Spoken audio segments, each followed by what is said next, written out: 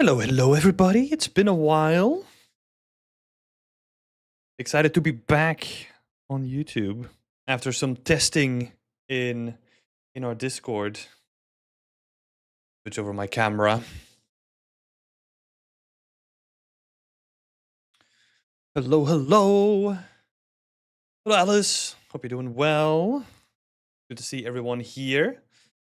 Oh, dang it. I forgot to add my ball in here. Hello, Bodhi. Hello, Miyad. Hello, Umar Malik. Hope you're all doing well. How's everyone been? Oh, thanks for the hearts, Muyad. It's good to see you as well. I'm excited to get back into the swing of things and get back into just doing these on YouTube as well.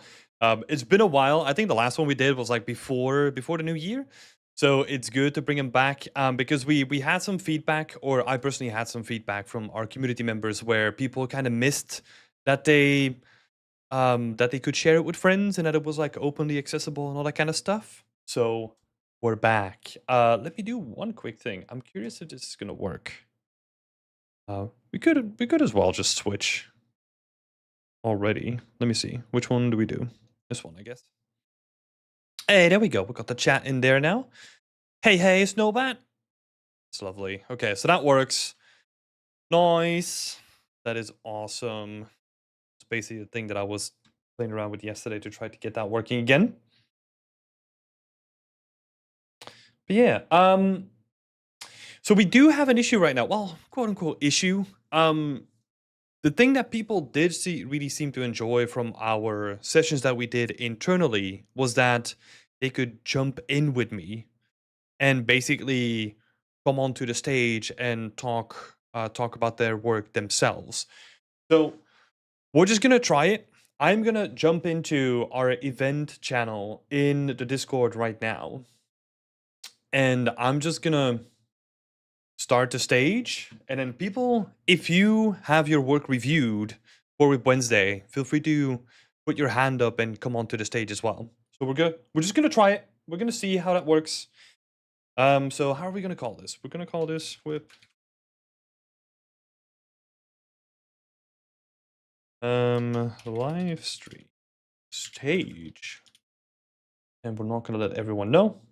We can keep this to ourselves. This might get a little bit confusing, but we'll see. We'll see how this works. We'll see how this is gonna work. So that is already in there. That's good. If you want to put your hand up as well during the entire session, once it basically compiles like a list for me that I can just like pick from. So if you're only do it if you're comfortable, right? Coming up to the stage, talking about your work a little bit. Yeah, it's up to you if you want to do that. Let's see, Cody Trenholm, welcome. Good to see you. So hey everybody, I'm going to be in and out here, but it's good to see everyone. Yeah, it's lovely to see you here as well. That's awesome. Okay, since this is our first Whip Wednesday review back on YouTube again, let's kick it off, shall we? So let's see, let me get Discord in here as well to get some context from the people that are not going to be in here. Let's see. Who is first? So again, for people that are kind of like coming in, if you have submitted your work and you want to present your work like on the stage, I am in the event room in our Discord channel. So feel free to raise your hand, and then I'll let you come onto the stage and you can talk about your work as well if you're comfortable doing that. If not, we're just gonna go through it normally. Dat is requesting to speak. Okay, so that means we're gonna switch over to Dat first. Let's see, where is that in the list?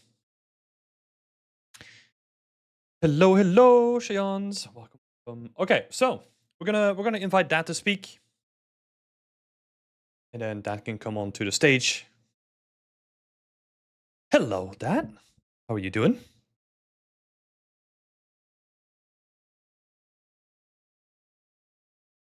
Hey, that's awesome. Welcome. How can I help you? You've added like a whole bunch of like images here, and this is like your capstone project, right? So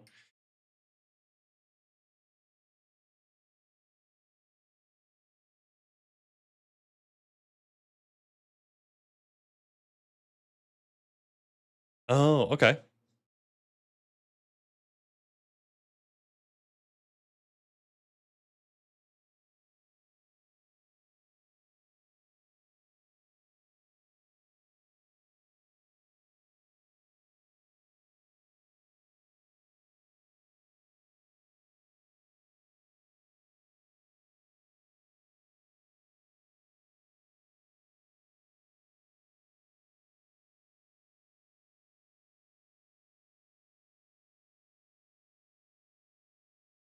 Mm, okay.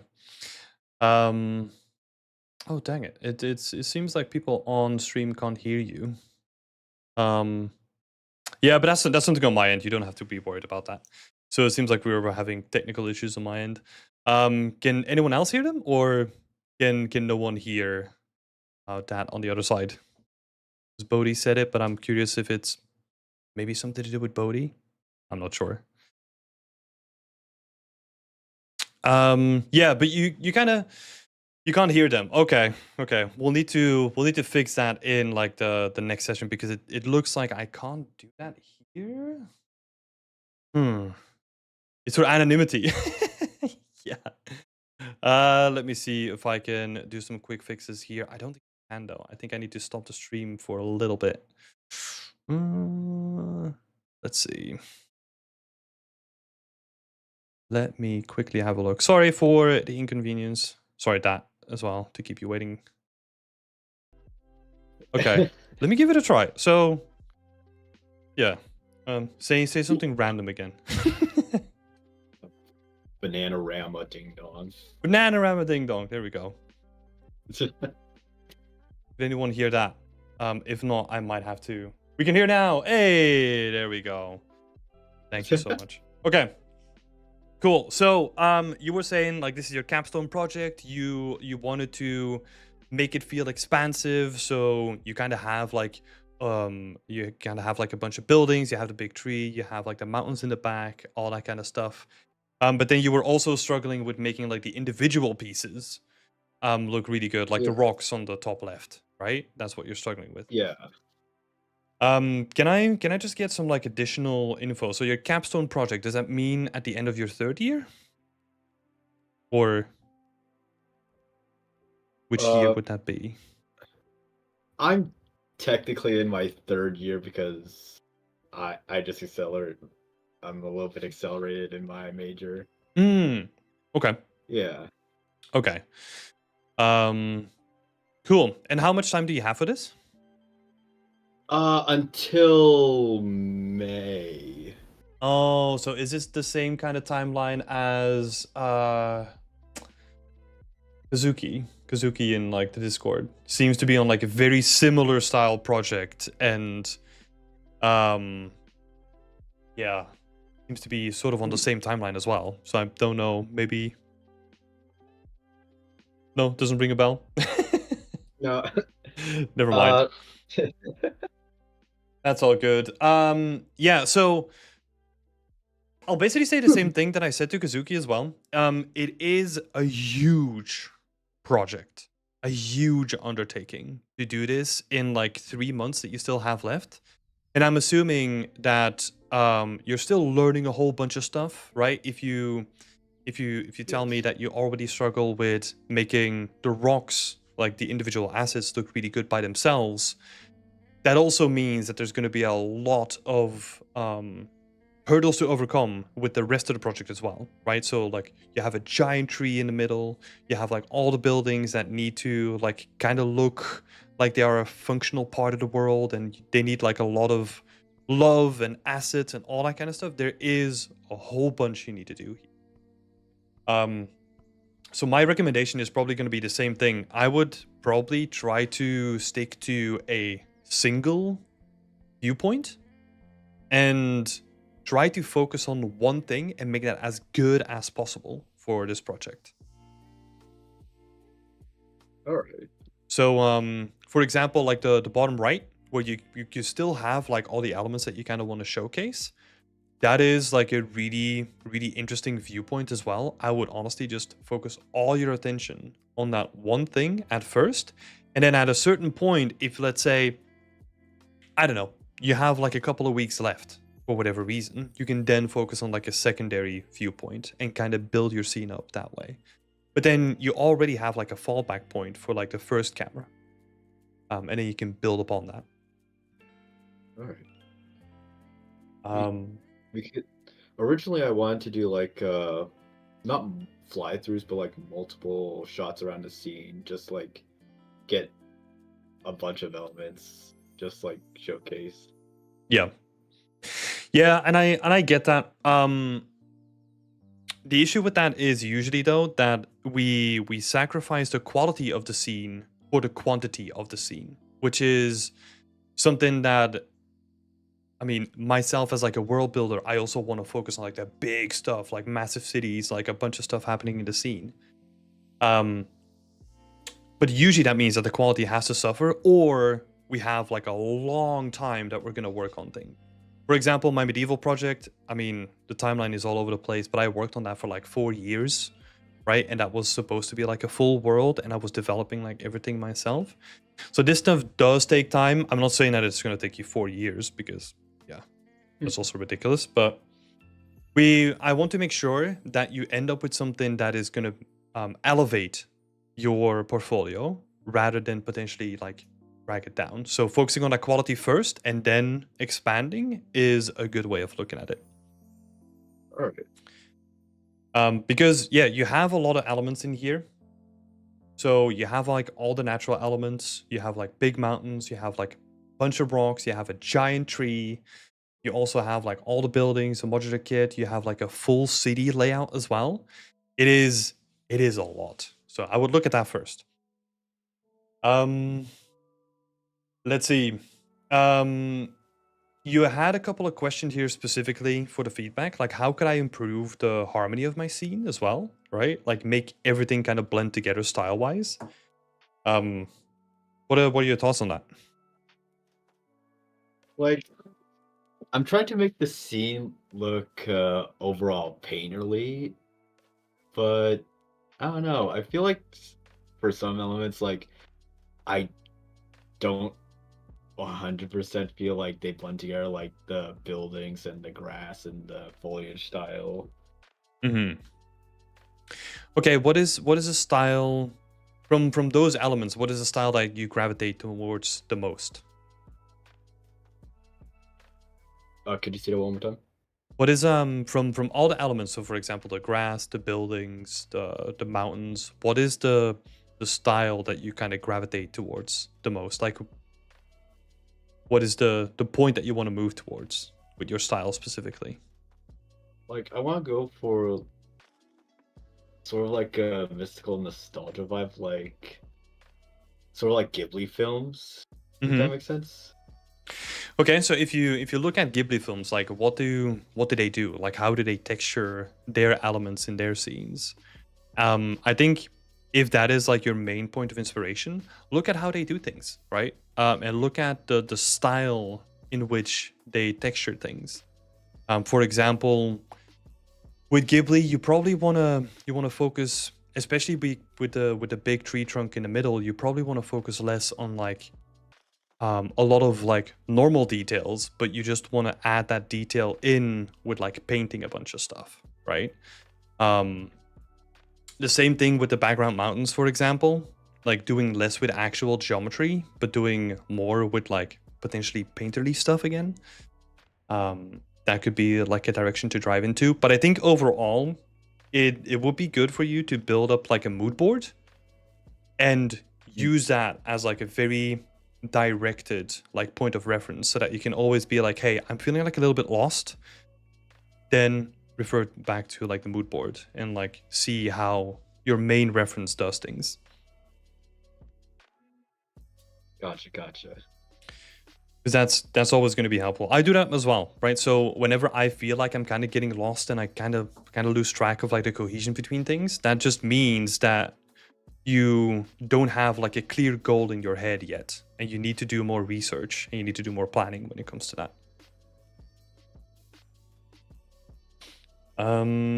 Yeah, and then usually the way that we do this in like a production environment, right, is that we have one asset that we kind of use as like a benchmark asset, and we texture that in the style that we want, and we just stick with the singular asset until we kind of figure out like, okay, this kind of works. This is how I want to approach it.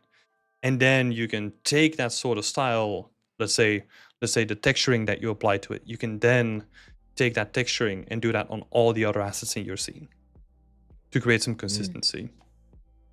All right, all right.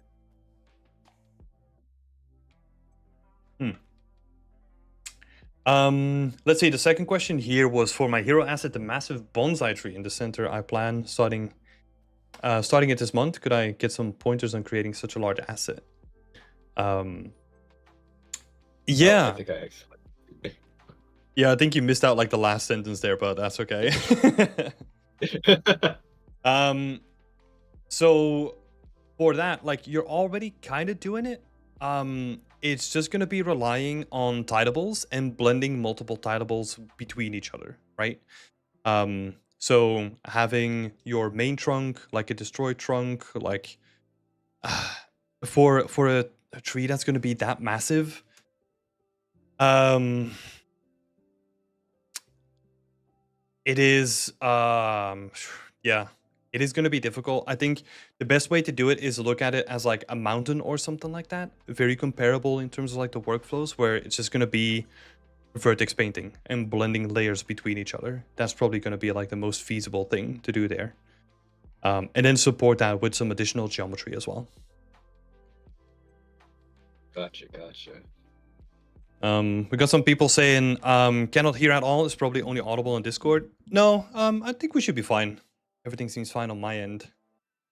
And Procrox is saying, how do you submit portfolios? This is a work in progress review. So these are basically people from the community that come up and they showcase their work, and then I give some feedback as well. Like we do this every week, and the way that you get in yourself as well is by becoming a community member yourself. But let's see, let's go back to your pointers here. So do you have any pointers for the shape of the tree? Um, do you have any reference for that? Yeah, I I have a book here, but I was basically trying to go for something like a juniper bonsai Mm-hmm. with like dead dead like parts of the body, just so like there's a contrast in color. Yeah. How often do you have that like a reference image in front of you? It's right next to me. I just look at it every now and then just to like plan for the design later. Yeah, yeah, yeah. That's the thing, right? Like when it comes to the shape, like look for specific trees that have that specific shape that you want, and that's basically it, right?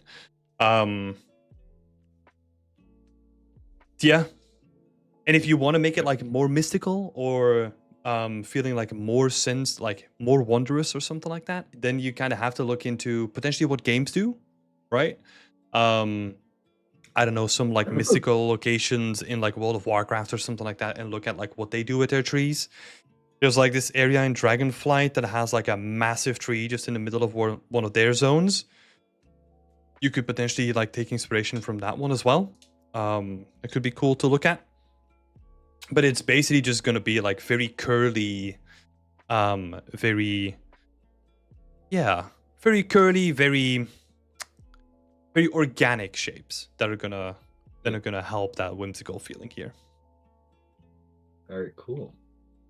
And then oh, the rocks. You wanted to talk about the rocks as well, right? Yeah. Um, Yeah.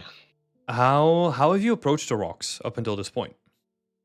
So I basically made a very basic block out in Maya. I just took some cubes and mashed them together, and then I brought that over to ZBrush, dynameshed it, and used Trim Dynamic and like a mallet brush to like get details on, just splatter like wearing on different edges.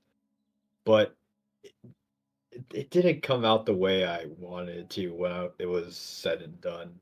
Hmm. So there's two things there that I kind of want to uncover, right? Like usually when it comes to rocks, we use like a slightly different workflow there. The basics of the workflow still apply, right? You're still going to be doing like your ZBrush pass, and you still have like your high and your low poly. But we usually, because these rocks are going to be so big, we can't really use unique textures on them, or else they're going to be blurry, right? Because we have them so big and we can only go so far with our textures. But they're going to be looking blurry once you get close. So the way that we counteract that is by using like RGB masking, which is very complex. I would highly recommend you to look into it. There's like a couple of really good tutorials out there to kind of get like a better grip on like the whole thing. Because, I mean, I can say it now, but I can assure you that just the complexity of it like you need a couple of iterations, as I did the first time that I heard about it as well. But what it basically does is your second UV. So you can make like multiple UV sets. The first UV is going to be used for your unique texturing. So like your normal map that you're going to be using that you got from baking your high to low. But you then create like a second UV that you're going to be using to lay out the rock. Wait, you don't have to actually do that in this case. Yeah, no, you instead of forget about the second UV. Sorry, got confused there.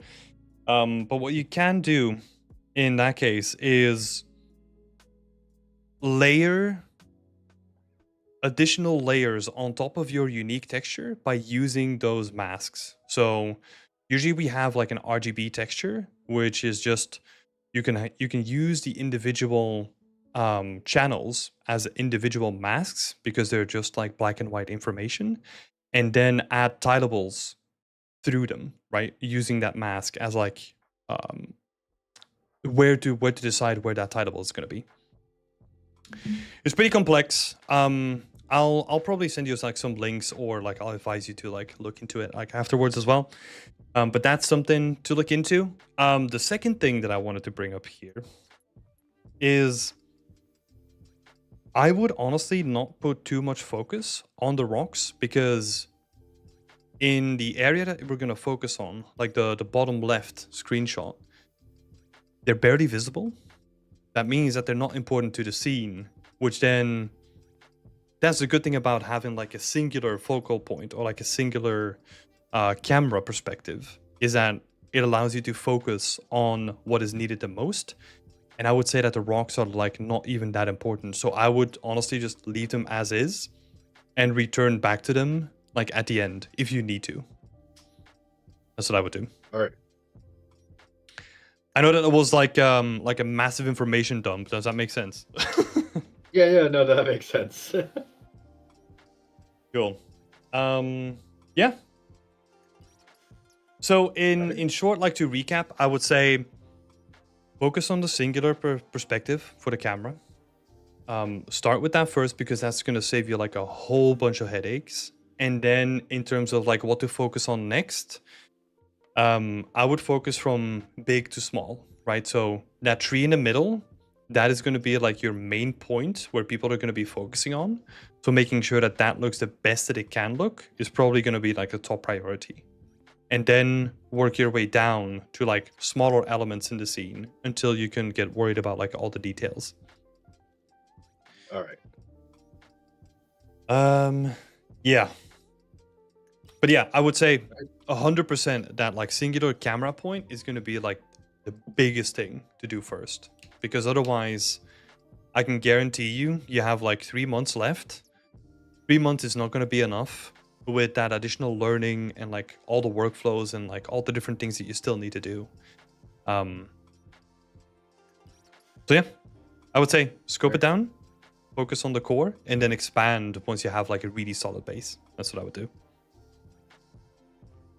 All right, cool. Thank you. No worries, Dan. Thank you so much for coming on as well. It's sorry for the technical issues in the beginning as well, but it's been lovely to have you, man. Thank you. Yeah, and I would say best of luck, and yeah, looking forward to seeing the next updates, because I mean we go into like a lot of feedback here, but I do want to say that like it is a good style to choose. I like what I'm seeing already with the grass and the trees. Like you're getting some really nice stuff together already. And I had a quick look at like the modular buildings as well. You put some like real thought into it. You even did like some 2D sketches and all that kind of stuff. So yeah, really good stuff, man. Keep it up. Oh, dude. Thanks, man. See you later. Thanks for coming on. Cool. And with that said, we didn't even make any notes. Dang it. Okay, I'll have to do that after the session then. Let's have a look. Moonlight says, "Hello, people. I'm going to YouTube." I know. I think there's like a slight delay if you're listening on too. So I think if you're in the event room listening and you're on YouTube as well, I would probably just mute the event room. Yeah, let's have a look. Is there anyone? Let's see. So that is still in there. Muyad, do you want to come on to the chat as well? Feel free to raise your hand, and then we'll jump over to your work. If not, no worries. We can also do this without a mic. Let me, in the meantime, switch over. There we go. Hello. Hello, hello. Oh, you got a nice Yeah, hi, mic. Tiff. Nice to talk Yeah, to you. thank you.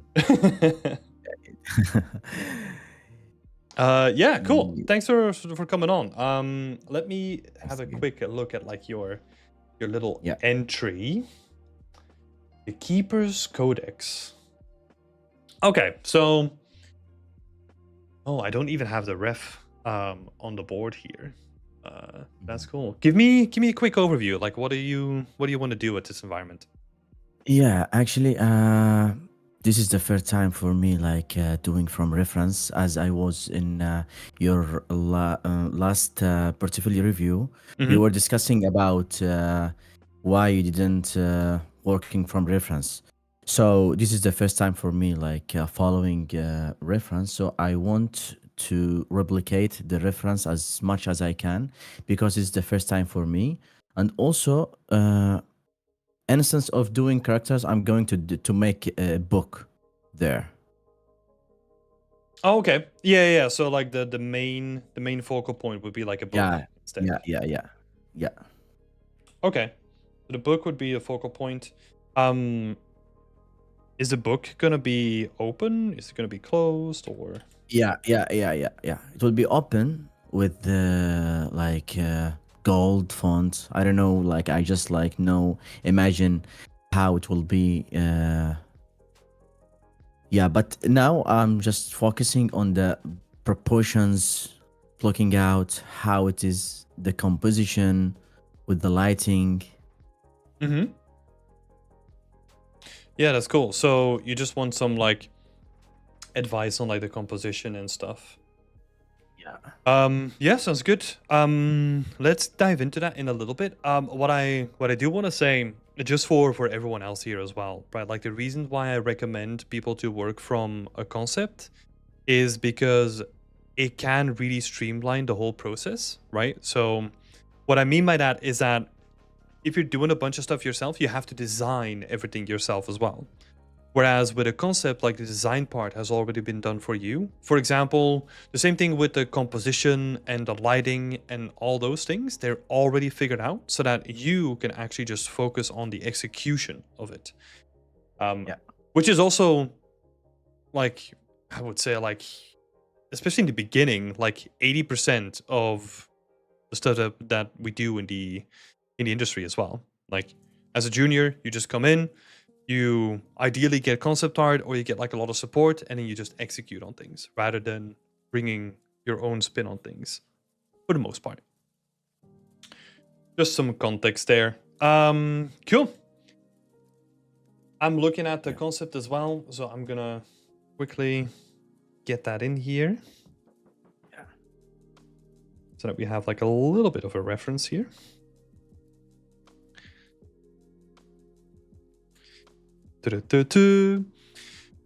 Hello, Jeremiah. It's good to see you here. Hello, designer. Lovely to see so many people again. It's good to be back, like Adam is saying. We so back. Yes. Feel it. Cool. So we have the little reference here on the bottom left. I mean, you pretty much did like a good job of translating it to the 3D. The only thing that like kind of jumps to me is the height of the ceiling. Mm. Just Yeah, compositionally, it feels like the one that you have feels taller than the Mm. one that that is in the concept. Mm.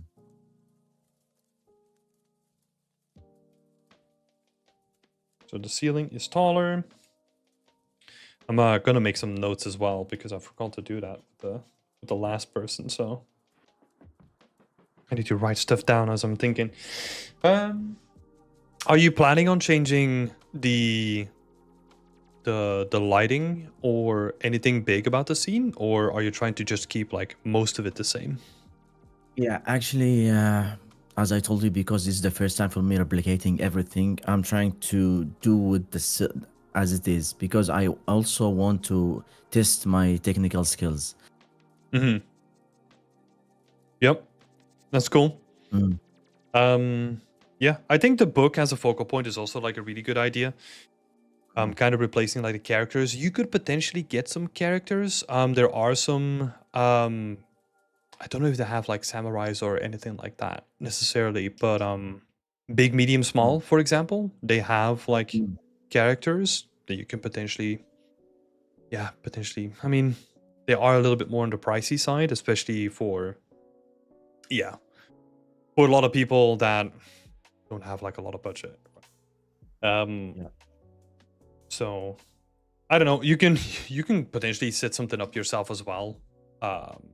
It just depends on what you want to go for. I think the book is a good idea, having like the gold lettering in there as well. I would. Mm. This is something that I don't necessarily know too much about, but looking to the lore or like the background of the book, Mhm. because what I'm thinking about is that I can see gold lettering being very common in let's say like religious texts from like the middle ages or something like that, but I'm not sure if that is the same thing for old Japanese cultures. So Mm-mm. I would look into like what are some historical texts and then see how you can kind of translate the idea of the gold letterings to capture the attention, but like in a more culturally appropriate way that kind of fits with the story. That's what I would look into. Yeah, I agree with you. So yeah, that's definitely gonna matter as well, because yeah, what we want to do as like visual storytellers is we want to make things that we add to the scene like be era appropriate and like scene appropriate, right? Yeah. So let's have a look here. So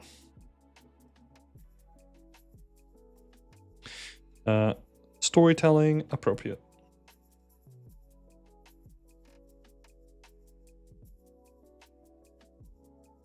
Let's see, Sanjivan in the chat is saying, how about a katana instead of a book? That could potentially work, but I kind of feel that like katana is like the easiest thing to go for. I feel it's kind of nice to potentially not do a katana, because I see so many scenes out there that do like a katana as their focal point. Maybe that's also because I've seen like quite a lot of people do that in Unity as well. So it's kind of nice to not have a katana as a focal point. Yeah. Katana is overused. Yeah, potentially. I mean, there's nothing necessarily wrong with it, because if you execute it well, right, it doesn't matter if a lot of other people are doing it. So there's that element to it. But I do like that if you want to differentiate yourself, you should go for that.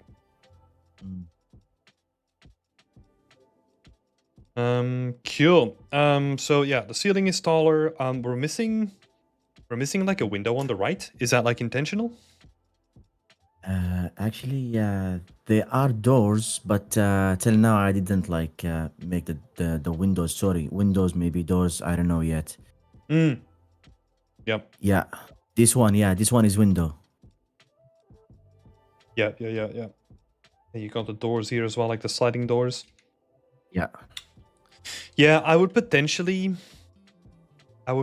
get them back in there. Also because it allows you to play with like a little bit of contrast in the lighting, right? So what the concept does really well is that you get like sort of that slightly yellowish tone from the left, Mm. and then your slightly blue tone from the right coming in. Yeah.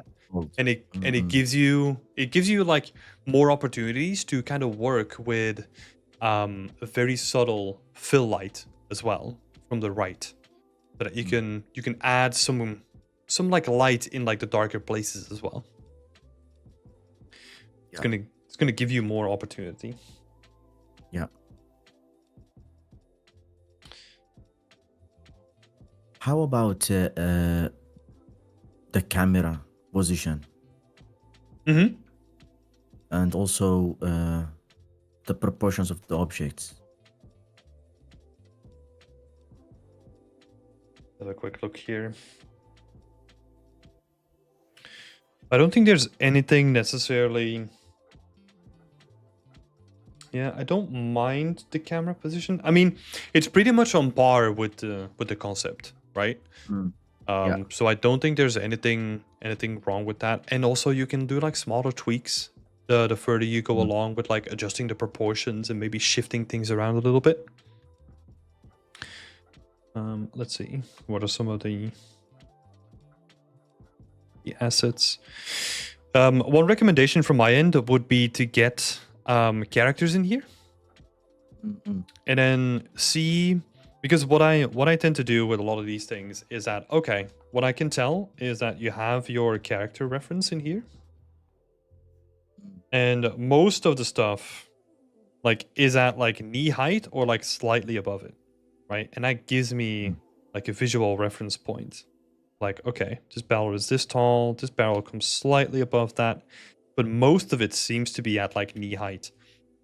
And it easily gives you like a reference point, because now I can just like copy paste like a bunch of characters in my scene, and I know that none of it is going to be like above the knee. Mm-mm. Yeah. Yeah. Good idea. Yeah. It kind of looks like that as well. And then you have like a little step up here as well, which I didn't even notice at first. That's cool. No, but I don't think I see anything like necessarily that needs to be fixed when it comes to the camera. So yeah, I think that's all good. Thank you so much. Yeah, no worries, man. Great to see the start of a Yeah, new thank you so scene. Yeah. Always exciting to see like the kickoff from a scene, and then kind of following. Yeah, Yeah. that's awesome. Yeah. Thank you, Tim. Yeah, no worries. Yeah, thanks for coming on as well. I really appreciate it. And then, yeah, keep us in the loop. Keep sharing updates. I love Definitely. Yeah. following. Definitely. Yeah. Yeah. Nice Thanks one. for all the comments. No worries. Yeah. Thanks for coming on, Miyad. Best of luck. Yeah. Talk to you later. Yeah. Let's see. Let's fill out some additional comments here. So nothing above the knee. That's what we talked about. Hey, Tobias. Welcome. It's good to see you back. Ravant is saying, how about a samurai armor instead of a book? It can be contrasted as well as based on the light and the color of the background. Yeah, that's true, but it also is like infinitely more complex in a book, right? It's not necessarily a bad idea. Yeah, it could be done as well. The thing that I would look into there again is to see, because then who brought it up? Like Jeremiah said, like, oh, maybe a little shrine or something like that, right? Then you kind of need to potentially find like additional story elements where you can then support that armor being there, right? Because then we're kind of turning it into, oh, this is a shrine to maybe like a famous warrior or something like that. But then what I would do personally is I would look up if there are famous shrines to like warriors already, and then see what they kind of do with that, like culturally, and then yeah, go from there. Again, it's a good idea. It's just a little bit more complex on the execution part.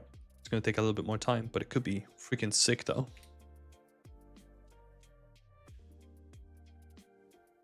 Let's see. But I guess it wouldn't make much sense to have it on the tatami. Not sure. Yeah, this is the stuff that I'm not 100% sure about, right? Like I'm kind of decent when it comes to like medieval history and like medieval practices and all that kind of stuff, but I haven't not looked into like Japanese cultural practices like all that much to kind of brainstorm the ideas there. Yeah. Cool. Thanks, Mayad. Thank you so much for sharing your work as well. Always lovely to see. Let's see if we have another person in the chat. Sanji is in the chat as well.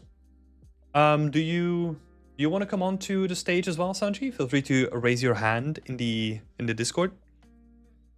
And if not, that's fine as well. Feel free to type in the chat saying that you don't have a mic or anything like that. It's all fine.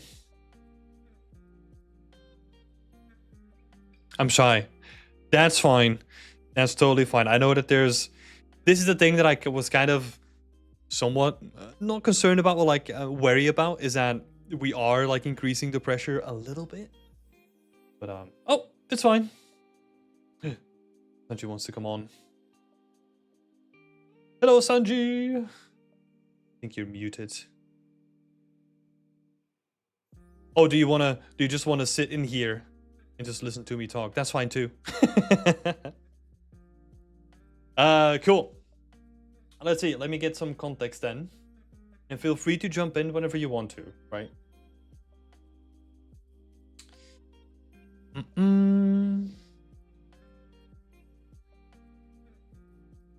Let me scroll through your entry and get some context first. Where is it? Where is it? Oh, there it is, at the bottom. Okay, so it looks like we're getting some inspiration from Dune, right? It kind of looks like it. Aren't these vents like very Dune inspired?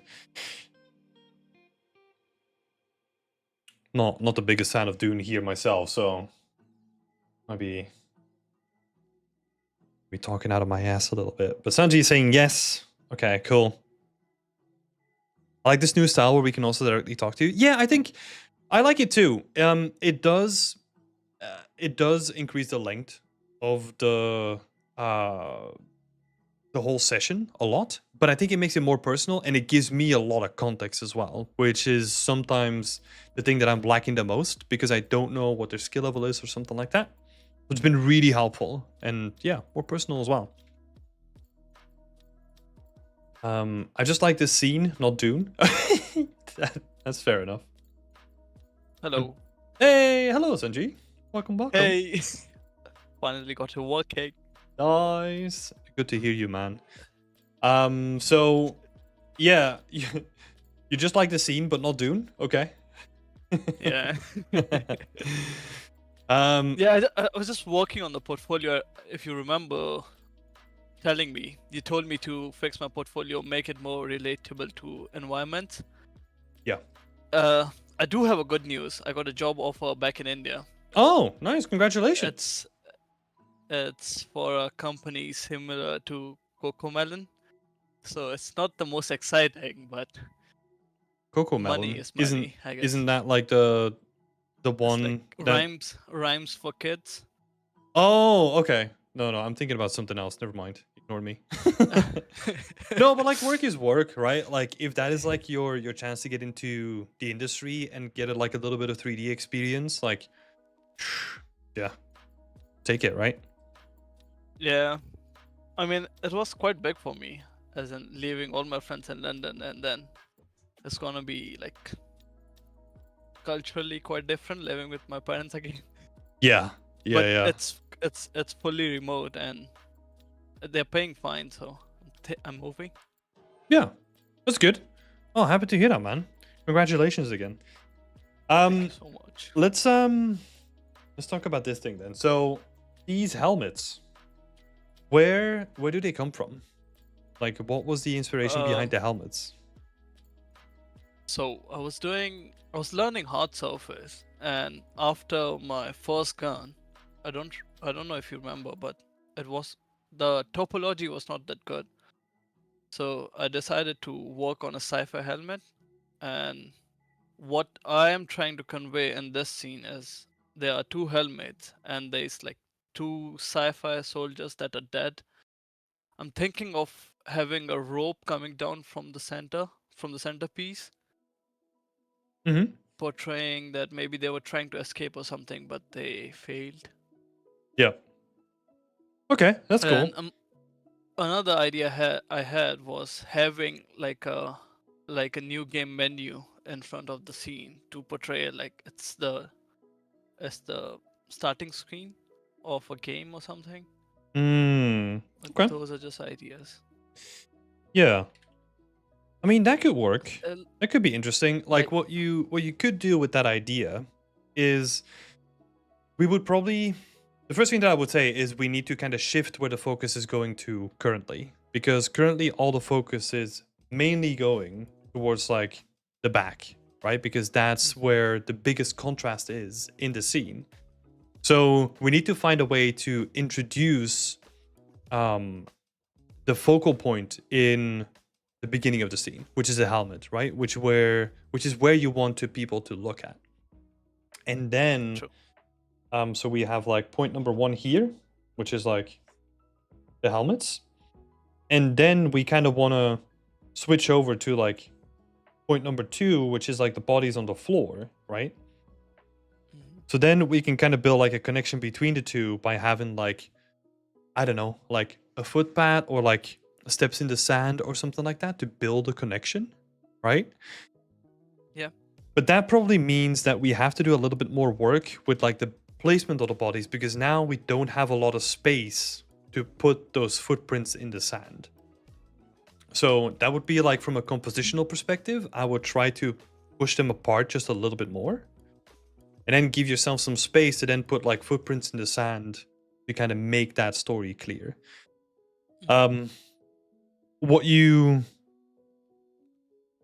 What is,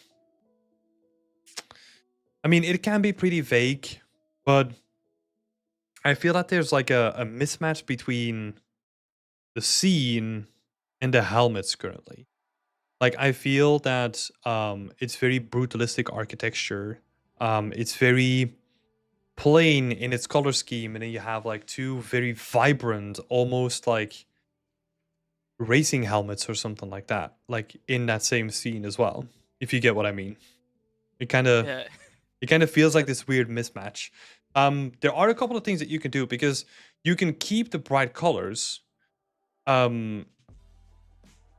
maybe I'm trying to think about like interesting things that we could do here, right? Maybe what we could do is we could have them faded with sand, so that I'm imagining if you're on like a speeder bike or like a sci-fi motorbike or whatever, you're speeding across the sand, you're gonna get a lot of sand in your face, and that's gonna chip away at the paint in the front, right? So sort of adding that element onto the helmet is gonna then again reinforce the nature of their usage, right? That they are like racing helmets, that they are being used in like a sandy environment and stuff. And those are like the things that I kind of would look at. Two more ideas I had, because Yep. I'm only like 1 week in this project.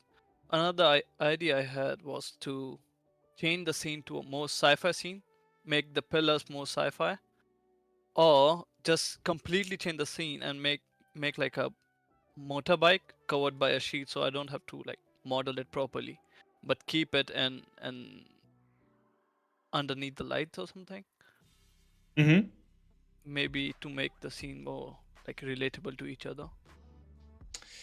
Yeah, that could potentially work. I think if you're going with like the motorcycle idea, I would honestly not have a big scene, and I would potentially just have like a really small scene, like a garage or something like that. Get some tools from Megascans or something like that, throw them in the scene, and then you kind of have like a little workshop.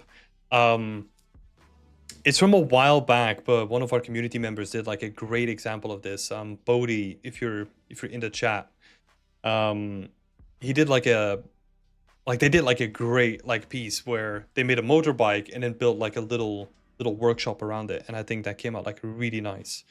But it's the consistency between all the elements that was like really important there, because it wasn't like a modern workshop, right? It was like a workshop where the motorbike was hanging from um the ceiling with chains and all that kind of stuff, and it felt like it was like in that same universe. So you just need to find like what that is in this case, and you can either like you do like you're doing now, like adjust the scene to the helmets or adjust the helmets to the scene. You can do it both ways. Yep. Yeah. So yeah, you can do it where like the sand affects the helmets, or you can just like do like you said, like change the scene. Depends what you want to do, right? Changing the helmets is probably going to be easier than like changing the whole scene around.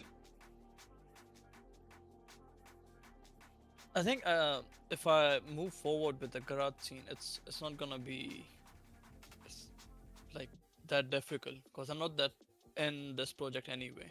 Mm-hmm. It's still in like very early stage, so I Yeah. can commit my time to the other one. I think it's true that it will make more sense as in to general audience, and then it can portray a story. Mm-hmm.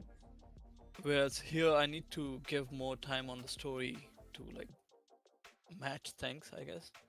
Yeah, but I would say that the story is probably always going to be like super important.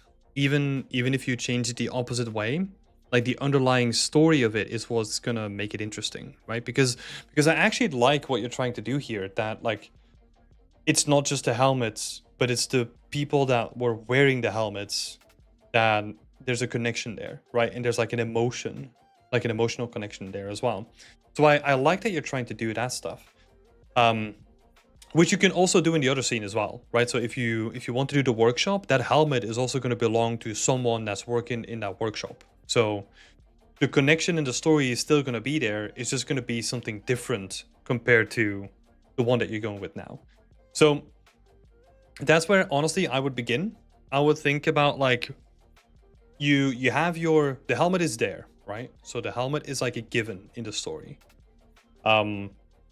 Think about from the helmet's perspective. This is going to sound so weird, but think about it from the helmet's perspective, right? Like, whose helmet are they? Like, what kind of world are they in? And then try to like construct the world around it that way. With also keeping like a decent timeline in mind, right? Because we're not going to construct like a whole cyberpunk city to just like make a helmet make sense.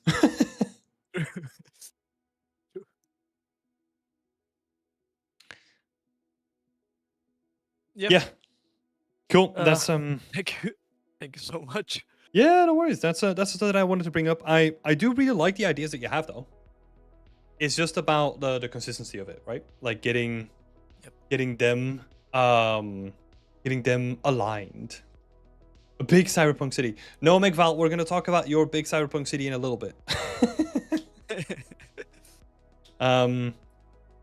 Yeah, is there anything else that I can help you with, Sanjay?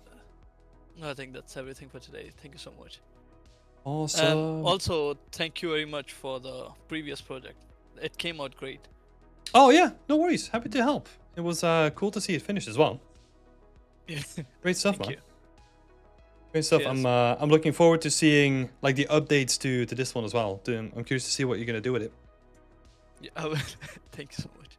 Awesome. Thanks for coming on, Sanji. Cheers. Well, Bye bye. Bye bye. Kowalinsky. Hi, feedback is back on YouTube. Yes. After a bit of flip-flopping, we're back on YouTube, and we're gonna keep it as is because I'm done flip-flopping. However, as you probably can tell, I do like that we tried it. because now I know that people really enjoyed like coming up to the stage and talking about their project a little bit, and it makes the feedback a little bit more personal. So we're gonna keep doing that going forward as well. Yeah, we're doing a combination of the two now. So it was a valuable experience. That being said, I'm also gonna assume that a lot of people, for timeline reasons or like time zone reasons, or maybe they're shy or whatever reason, right? They're not comfortable of coming up to the stage. That's totally fine. So yeah, we kind of had to find a balance there. So I think we don't have anyone more in the live stream stage. I'm just gonna, if you are a part of Whip Wednesday and you have your work on the screen, you submitted your work for today, feel free to jump in there if you want to join me on stage, and feel free to raise your hand as well. If not, we're just gonna go through the list. I see Kazuki in there. Let me get through. Let's see. Oh no, I closed one. Dang it. Who did I close? No. Oh, I hate this. Oh no, I don't know who I closed. Dang it. I hate it. Okay. Let's go through the list. So it's a whimsical Ghibli scene. Another Ghibli inspired scene. It seems to be very popular. So let me see. I'm currently working on a Ghibli inspired portfolio scene, which should have a lush landscape with a lot of foliage, since I don't have that in my portfolio yet. Feel free to share any thoughts, especially on the foliage. Okay.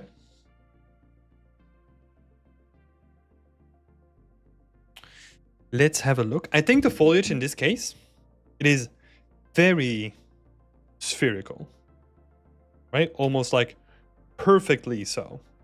I think what makes like interesting bush shapes is kind of something like this, right? Where you kind of have like a little bit more variation in the shape as well.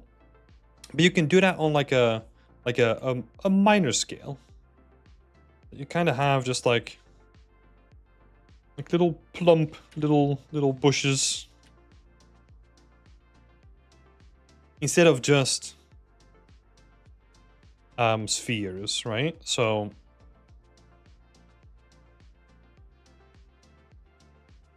I know that a common trick here is to project the normals from like a cylinder onto like your foliage.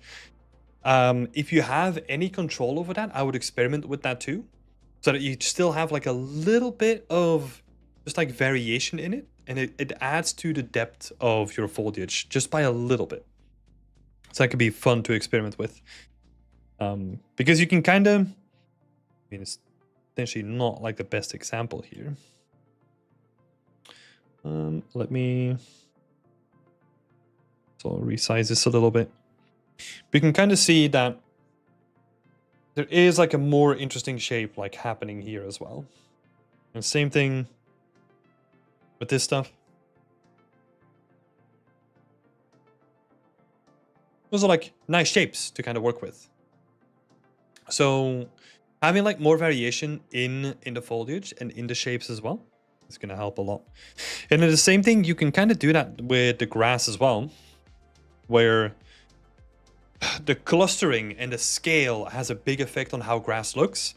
So defining like zones where this is a small grass, and then you have like the really thick like lush grass like over here. You kind of have like the separation between the two, and then to add some extra depth, go in and have like little clusters where you have like a different scale. So this can be like medium grass, and it creates like variation in the grass itself as well. That could be very fun to play around with. And the last thing I'll say, again, on the shapes of the foliage, right? Try to create stuff that it looks modular. Because now all these clusters they kind of look the same. Right, but what you kind of want to do is you want to have one where it kind of has like a small thingy here and then maybe like a big chunk over here, so that if you start rotating them and you start using them in like more unique compositions and start playing with the scale just a little bit, you get like more interesting looking foliage than just 3 bulbs and they kind of look like the same from like all rotations, right? Because that's what's happening now. You have like your center sphere and then you probably have something like this, right? But it's very equal in its silhouette.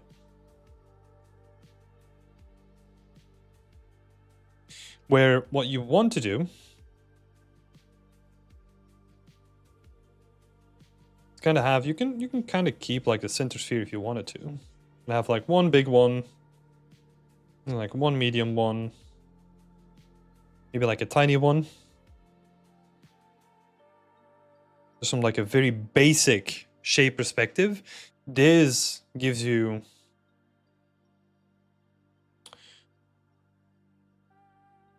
more variation in terms of shapes compared to something that looks the same from all angles.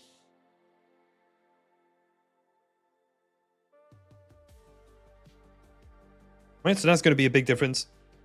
And you can apply that to basically anything that's modular, right? Like try to vary the shape up. So for example, the same with rocks. Try to give yourself the flexibility of lots of shapes so that you can rotate them and you can mash them into each other and you can make like really cool things. Try to think about it that way.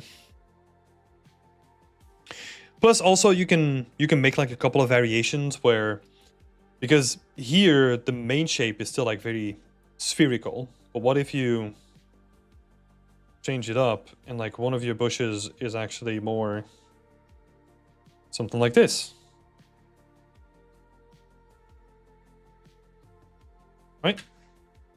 And then you have like some interesting variations that you can kind of start puzzling with as well, because you can scale this one down, add that one in here, and create like a third bush and give yourself the flexibility.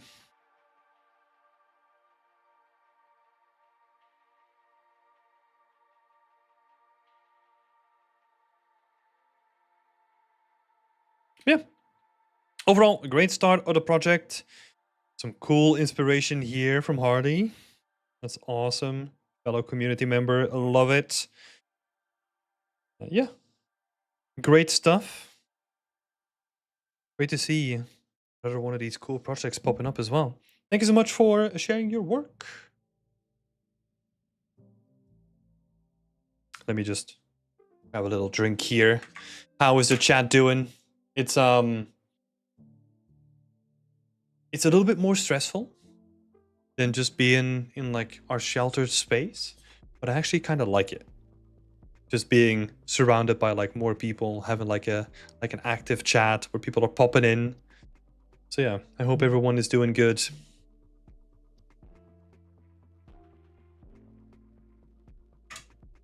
Because it is good to be back.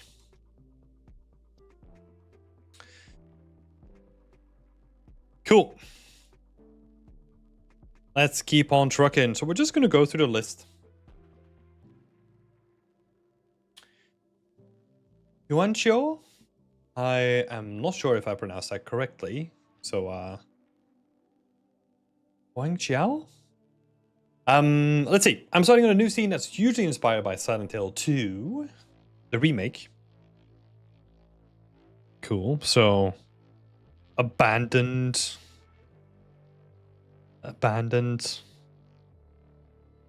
urban exploration sites. That's kind of what it looks like. That's cool. The layout, mood, and the props were inspired by the game. I want to make this apartment look abandoned, but the things in there show that the family used to live there. Modeled all the props in the scene, except for the cloth wouldn't stand. It's fine. I'm looking for any feedback on the props and the layout. Is there anything that feels weird?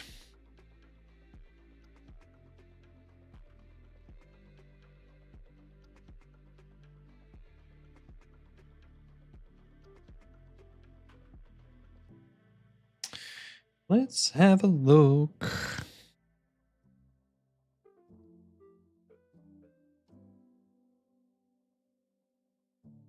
On first sight, I do really like it already.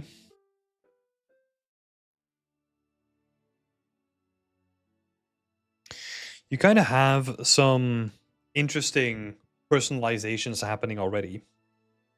So, like, beer still on the table. You got like the coffee machine. You've got like the frames. They're gonna be like really cool.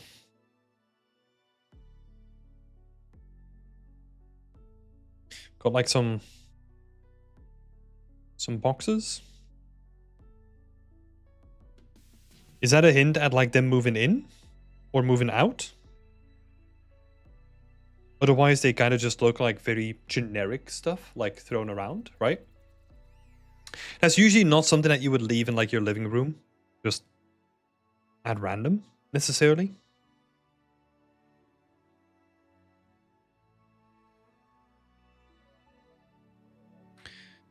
Let's see. The rest of it looks quite nice, though. Kind of liking the vibes already.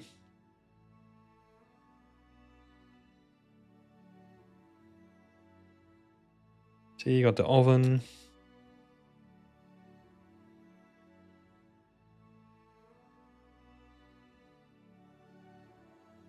Yeah. It's cool overall.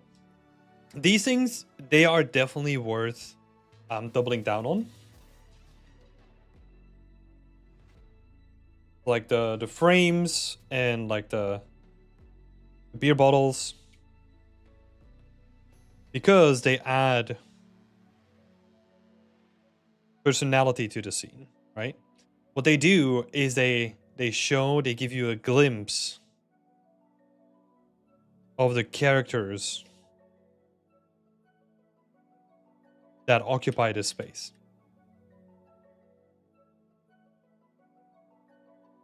And that's what we want to see, right? Like we want to kind of give this intention of like, oh, it's abandoned, but also like these kind of people used to live here, right?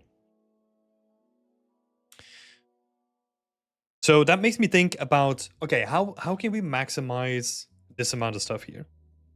The amount of character that we want to add to the space, right? So I'm thinking from a storytelling perspective, okay, so something happened here, it's abandoned. So that usually meant that it's, did they leave spontaneous? Probably. Spontaneous / in a hurry. Right? If they had to leave like almost immediately, or if they were forced to leave, they don't have a choice in the matter. They basically have to leave everything behind. Okay? So giving the idea that everything is left as is can be very powerful here. What that means is you could do something like really cool with just like dirty dishes, like stacked up in the kitchen sink. There's still like a, I don't know, still like a towel hanging from like the door. Right, so they have like a towel hanging here, which is like partially rotten and moldy and all that kind of stuff.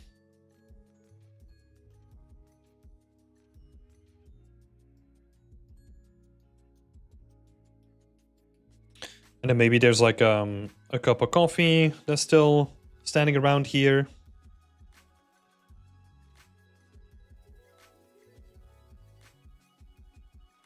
Right, like a cup of coffee. The rest of it, you don't have to fill like every like nook and cranny in here. That sort of stuff could be really cool. And then is it maybe some questions that could be interesting to ask yourself? I'll try to be transparent with what I'm thinking about as well, right? So,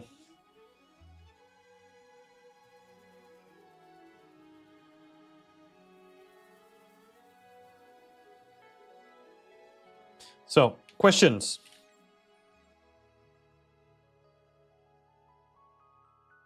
How did they leave? We talked about that one.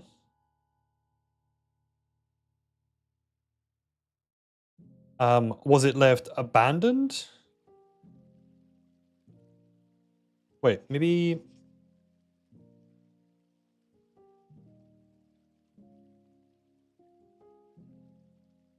Was it untouched?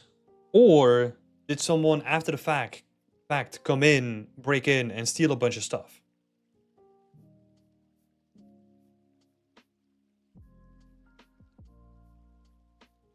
Did someone live in here? Right? Like you could have a vagrant, or I don't know what the correct word is.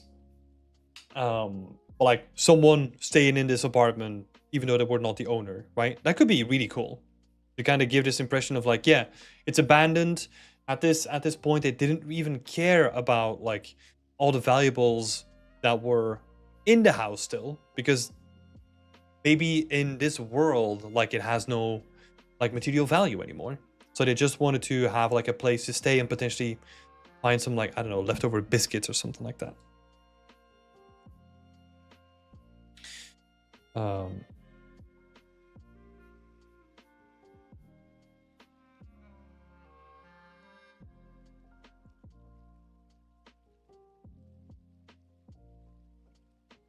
So did someone sleep here? That's just one question, right? There's probably like a bunch of questions that could be like really interesting to bring up. But we kind of want to focus on the story elements, right? Like bringing in like characters and showing the history and what happened. Because, for example, did someone sleep here? Then I'm thinking about like, okay, this person doesn't care about like the material values, but they're probably looking for medicine, food, water, all that kind of stuff. That means that all these...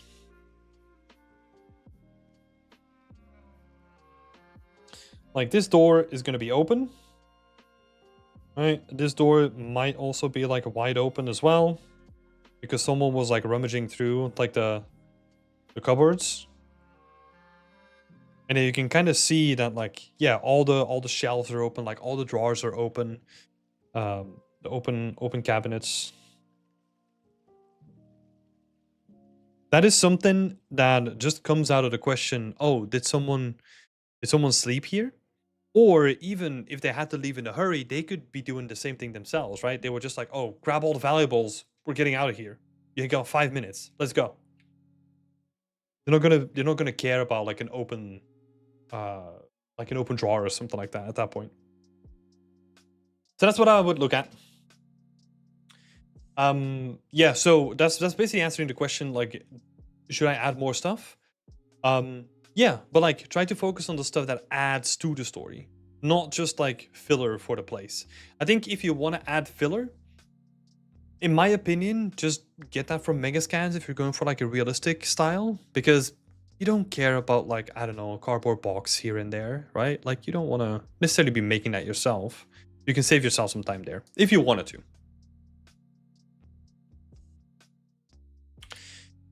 But yeah, cool. Thanks for showing off your work. Oh, you had more questions. Sorry. So does the lighting look okay? I think the thing that I like about the lighting is the contrast between warm and cold, right? This also hints at like a very old apartment too. So try to play into that as well, because this kind of lighting, you're probably not going to find that in like most modern apartments anymore. It's going to be like at least a little bit like on the colder perspective, because this like really reminds me of like old like extractor hoods and like all that kind of stuff like my mom or like my grandma used to have. So that can have like a subconscious effect on us as well, right? So be conscious about that too. But yeah, lighting at this point looks good, looks interesting. Yeah, forward to seeing more. It's gonna be cool.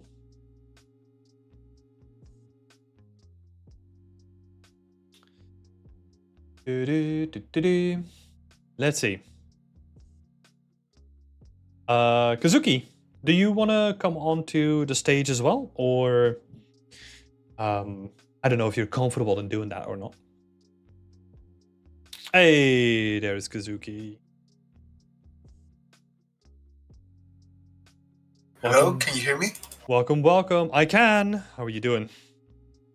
I'm doing good. How are you? Doing good, man. Doing good. How has it been? It's your second update, right? Your second update for the Yeah. project. How's it been? Yes. I feel like the feedback you gave me was really good to just focus on one thing. And I feel like I've been able to push it way more now that I'm just focusing on the temple and not on 3 different things.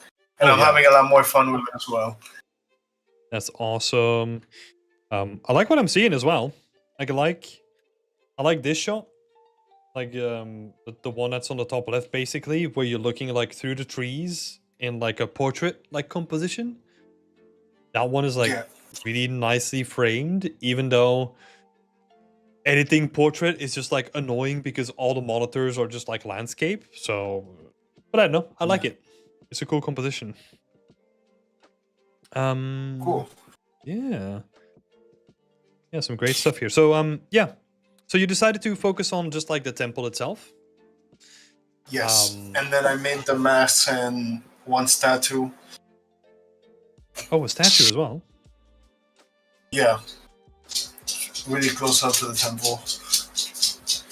Really close up to the temple. And Oh, these foxes. These statues. yeah, exactly. The foxes, yeah. Ah, And okay. yeah, that was kind of what I wanted to use for storytelling. Is since it's inspired by Kenna, Mhm. Kenna has a lot of masks, so I wanted it to be like the mask will tell a story about the person who something happened to, and you will find the mask once you get to the temple. That was kind of the idea. Okay, you find a mask when you go to the temple, but like what kind of mask? What is the story behind the mask? I kind of went the same route as Kenna, where like the mask allows you to see the backstory of a character who passed away in this environment, Mhm. and your goal once you get like their backstory is to help them move on, and so that their souls can rest in peace, basically. Yeah. So, and in the game, I also noticed that they have some masks scattered around in the trees, which is why I did that as well. But there's one mask that is on the temple, and that's supposed to be like the one that you find and the one that will start your quest. Yeah. The one that's hanging on the pillar. Mm-hmm. Okay. Because Yeah. I'm currently trying to think about all the elements that are in the scene, and we kind of have a couple of different animals, right? So we have like the fox statues, and then we have like Yeah. the deer antler like mask that we have in the foreground. Yeah. Is there some kind of consistency that we can work towards to make this like a specific temple, perhaps? Or I've not played Kenna, so I don't know how that works in the game, but I guess you can see it kind of as like a cemetery. So all these masks represent somebody's soul who passed away, and the ones that are in the nature have already found peace. But the one that is in the temple is the one that is still traveled, and that's the one that you're trying to help. Okay. But I'm wondering if we can make this temple like specific to like the fox spirit or whatever, because you're already kind of doing that by adding a lot of statues, right? Yeah. But then maybe it could also be cool to have the statue or a part of the statue like more prominent on the temple itself as well. So Okay. I'm thinking about like the top of the temple could potentially be like a great point to add like the fox as well. Maybe a different pose, or I don't know. You can get like creative with like the statue that you have, right? Yeah. Okay. But that could be cool. And then yeah, maybe adding more of them around like the entrance as well. And maybe around Yeah. like this this big sort of like first floor terrace that you have. So that we're basically like increasing that this temple is like the temple of the fox spirit, right? Yes. And we're really like hammering that in. That would be a good idea, I think, because especially if you're looking like closer to the temple, just having a bigger presence of something there to elevate the story to the next level could really be helpful. And is it okay to reuse the assets that I already have, or would you recommend making more assets to make it more interesting? That's where you're gonna have to get creative, right? Because there is definitely a drop-off point of like there's only so much statues that you can reuse before it gets like a little bit boring, right? Right. Um, Right. However, what you can do is you can take that statue and make a broken version of it, right? Like really quickly by just like chopping. I mean, this is gonna sound a bit gruesome, but like chopping off the head, for example, and then you have like one headless statue, and then you create like some variation like really quickly without adding a bunch of new like sculpting time and like modeling time and all that kind of stuff. Like it's relatively quickly to do that. Yeah. Okay. Cool. Yeah, I can do that. And then you can potentially like use let's see, where are the statues again? The head of the fox could be like an emblem for the shrine as well. So you could potentially even have like the head of the fox like on these pillars.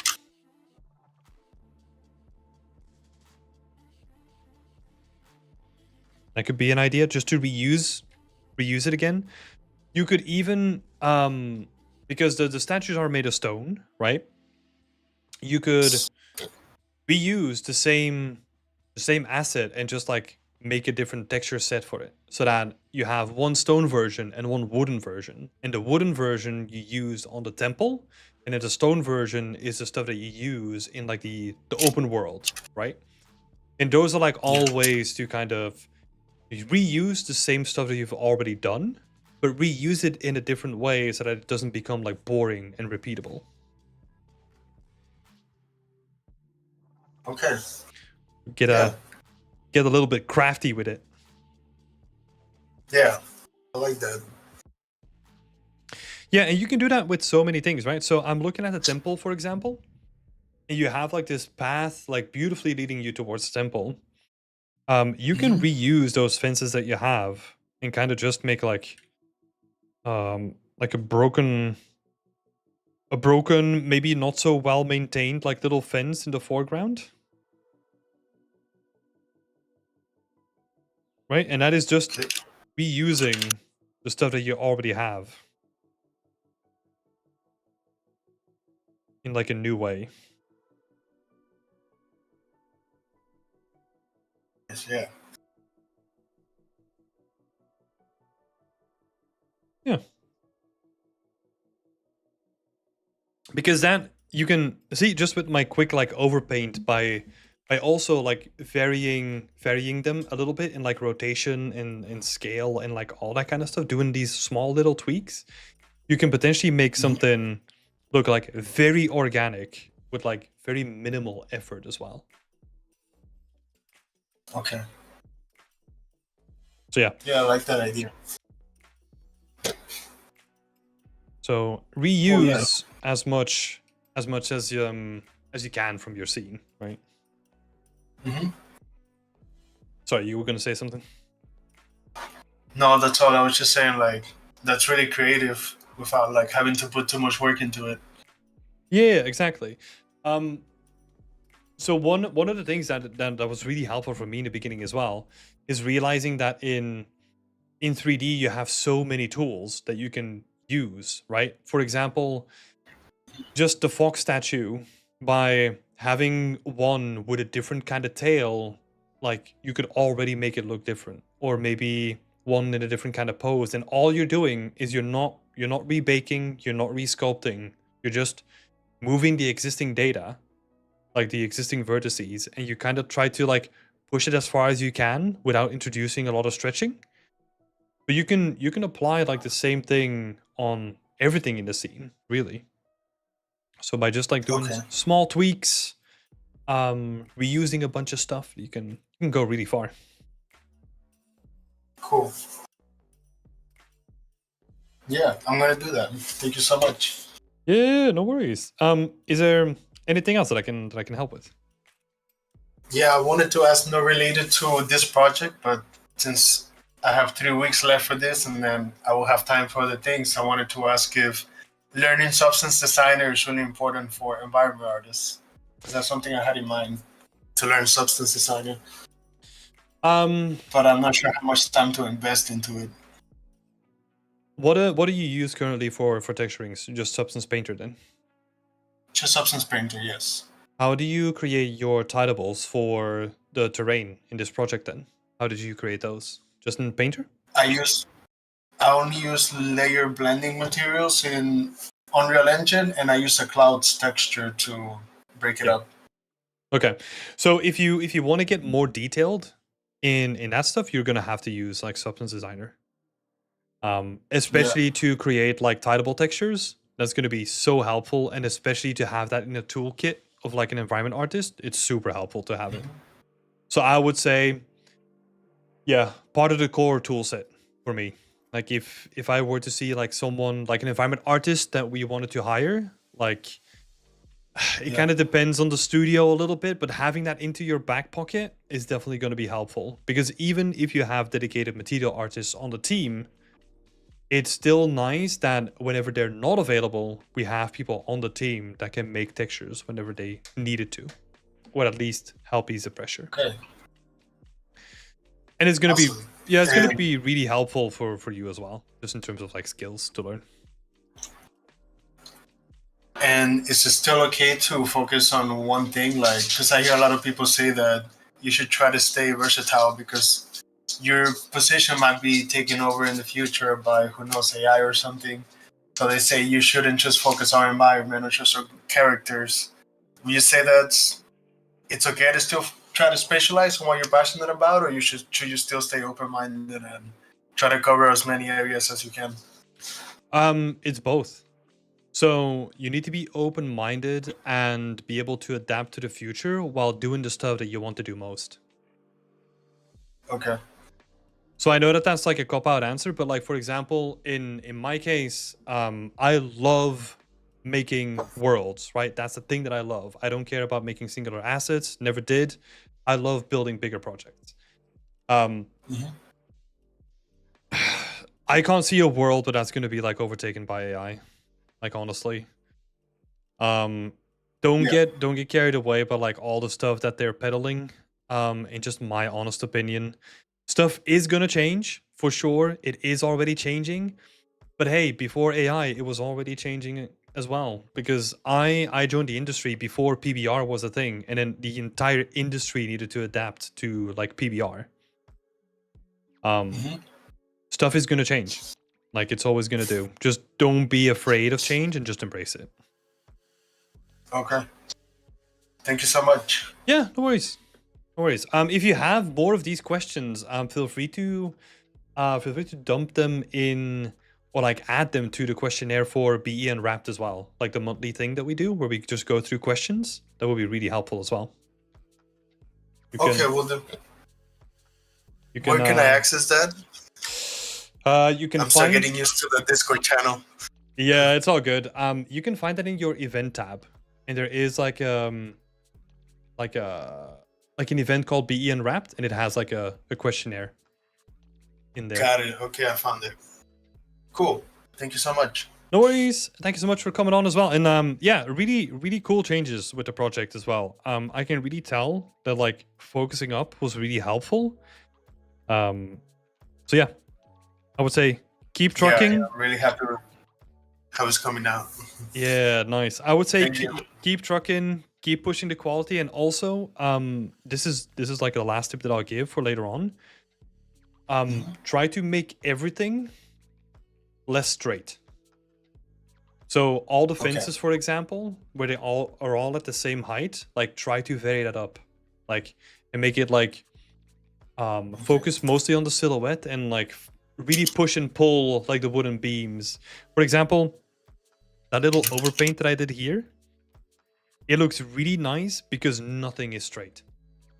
Because it adds so much character to the whole thing. And you can do the same thing as well. Like for example, with the bridge here, instead of having like the curve that like smoothly follows the bridge itself, what if the curve was just like something like this, you know? And then you just have like the bridge underneath here, and then maybe some of the planks are like kind of loose, and then you have one that's kind of coming up and then one that's kind of going down again. You can add so much character into like individual assets. I would really try to push that as well. Okay, we'll do that. I'll think about that from now on. Awesome. Great work, Kazuki. Yeah. Thank you so much. Thank you as well. Thanks for coming on. Been a pleasure, and yeah, Gladly. looking forward to seeing more updates, man. It's gonna be cool. Cool. Nice one. Thank you, Kazuki.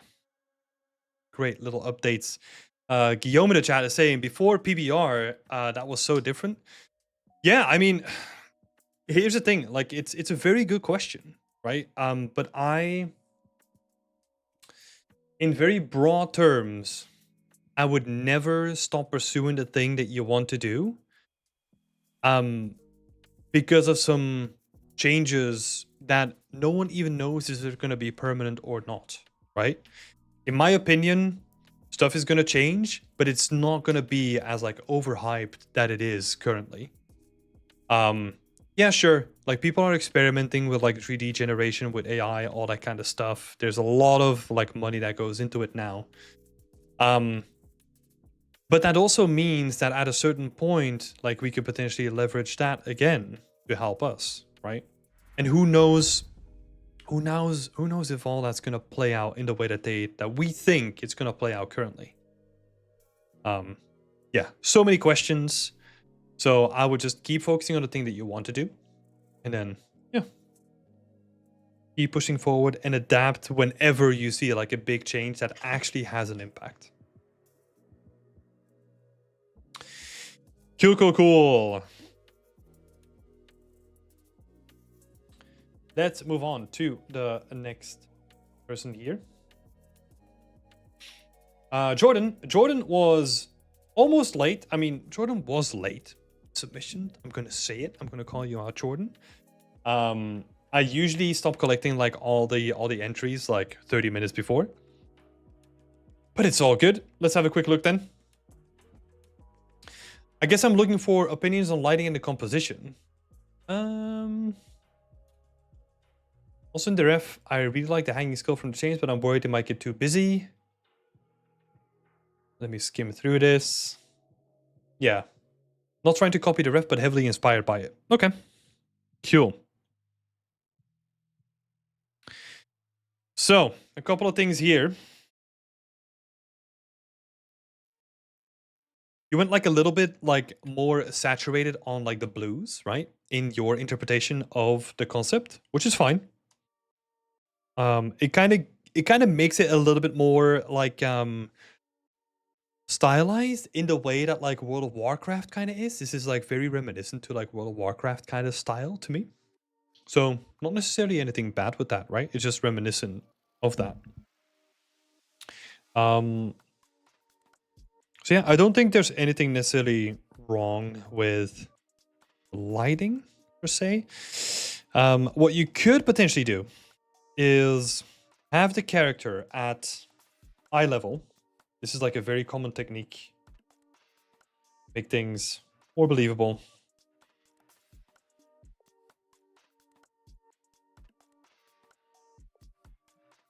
Or more immersive, I guess, or relatable to us as people, because on eye level, like it makes it more, it's easier for us to understand.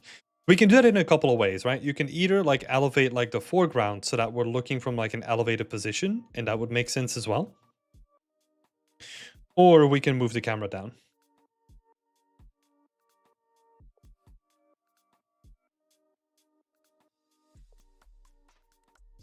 So we can do both ways if we wanted to.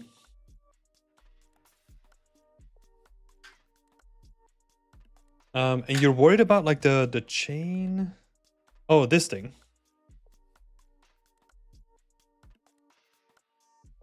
Yeah, the thing there is though, it is noisy, but like in a very deliberate way to pull your attention to a certain part of it, right? Because there's a lot of contrast, there's a lot of detail that gets involved there. So it kind of serves as a focal point. Plus, also, if you look at the concept, right? If we're looking at the whole thing, one of the things that we can see is that the whole picture is very bland, very desaturated in terms of like the intensity of the colors, apart from a little area here. Right, so this is a subtle focal point to kind of help you move towards like this position. And then we also have like a couple of leading lines, we have the staircase, all that kind of stuff. So yeah, very deliberate with the color choices, and also with the separation of like the shape itself, which is dark versus light.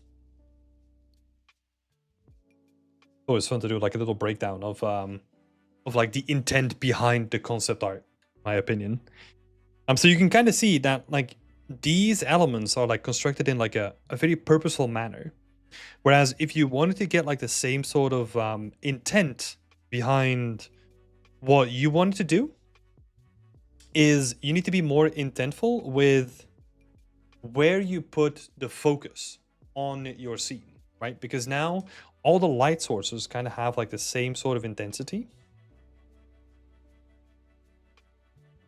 However, what I would do is reduce the outer ones, make them like way more subtle.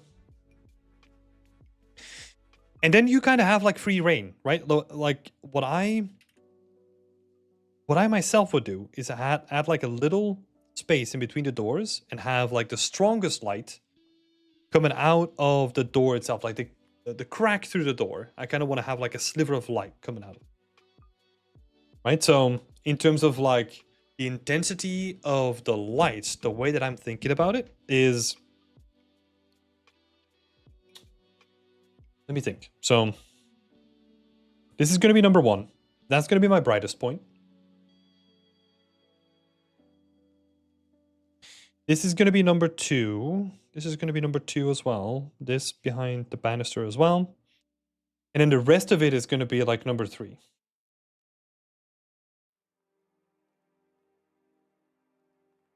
I don't mind this one. This can potentially be like number 3 as well.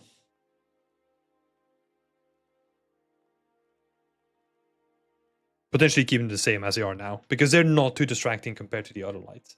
But what that does is, again, what we're trying to do, we're trying to have people focus here. Right?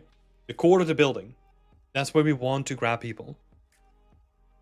We can do that with multiple combinations by either adding something that is like very detailed, like you see in the concept, right? This stuff is very detailed compared to the rest of it with intent. But we don't necessarily have anything like that. And if you personally as an artist don't like it because it's too noisy, that's fine. But we can use other mechanisms to still focus the person towards an area that we want them to look at. That's by through lighting, right? Very common to do that. So yeah, I would balance the lights to kind of make more sense and like funnel you into the middle.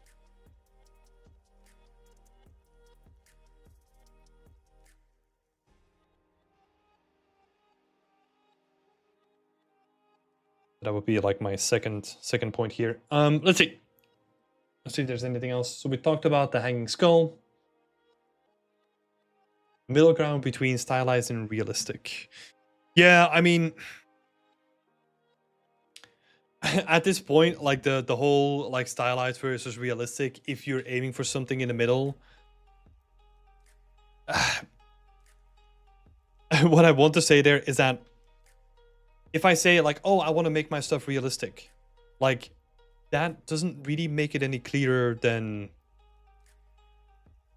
than anything else, right? I can say, hey, I want to render this scene like realistic or stylized. But in stylized, you have hand painted, you have 2.5D, you have like PBR hand painted. Like there's so many styles in that. Same for realistic. You can have hyper realistic, or you can have like, I don't know, realistic lighting, whatever. It kind of gets into this thing where it's kind of undefined no matter how we try to define it, really. The best thing we can do is just like share, hey, I want to reach the stage of this ref, for example. That's like an accurate thing that we can kind of pinpoint on, but the rest of it, sort of relatively meaningless. We need to be able to pinpoint that down. Cool. That was a little bit beside the point though. So thanks, Shorty, for posting your work. I really like this. Oh, there's one more thing that I want to say really quickly. I try to vary up like these shapes. Break them up a little bit. Make everything less straight. Please do it. Same thing here. You got this cross. Why don't have like a beam that's a little bit wonky, right? And then have like the top of this beam that's just like, oh, beam is kind of fucked. And this beam is kind of like wonky as well at the bottom. It adds so much character to things. And then same thing for the banners as well. Like make the banners like a little bit fucked up too. Adds so much life and character to the whole thing. It makes everything feel less 3D.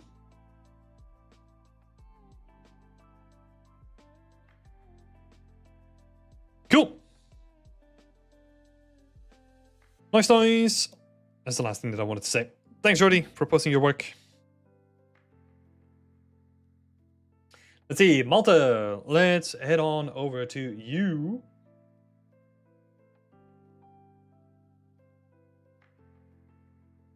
Hey, Billy Nikita, thank you so much for joining us. I need to get used to reading that again. Photorealism, but art directed in a different way, etc. Yeah, it's a real rabbit hole, you know, like, and it keeps changing over time as well. Because what I find really interesting is that what we call stylized now was potentially realistic at a certain point, but we just didn't have the technology to push it any further than we did, right? So if you think at something, I don't know, I was watching a video from like freedom fighters, for example. That feels like, I don't know, it's almost like it still has like a realistic tone towards it, but like the execution feels like very, not even stylized, but something like weird in between. Yeah. Like I said, the whole conversation basically comes down to like, hey, I want to achieve this. I want to point at Ghibli stuff. Okay, that gives me a clear image, right? Or hey, I want to have like photorealism. Okay, I know what I want to aim for. Cool. Let's see, Malta. McFall. In a few weeks, not making some progress. But I've been making some progress, even though not a lot in the scene yet. Main things I'm looking for feedback is how well the image matches the reference. Okay.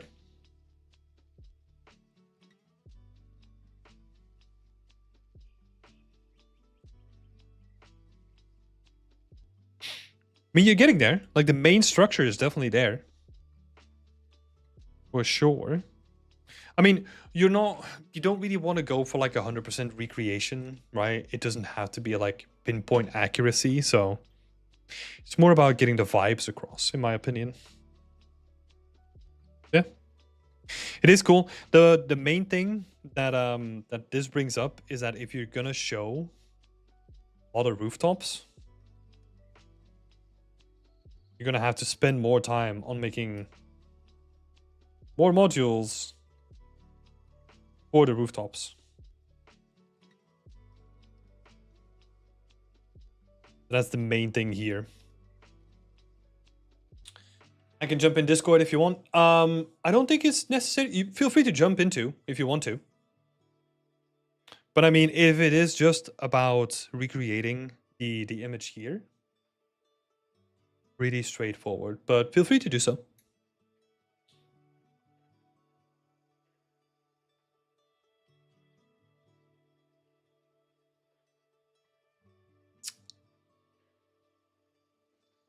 Here we go.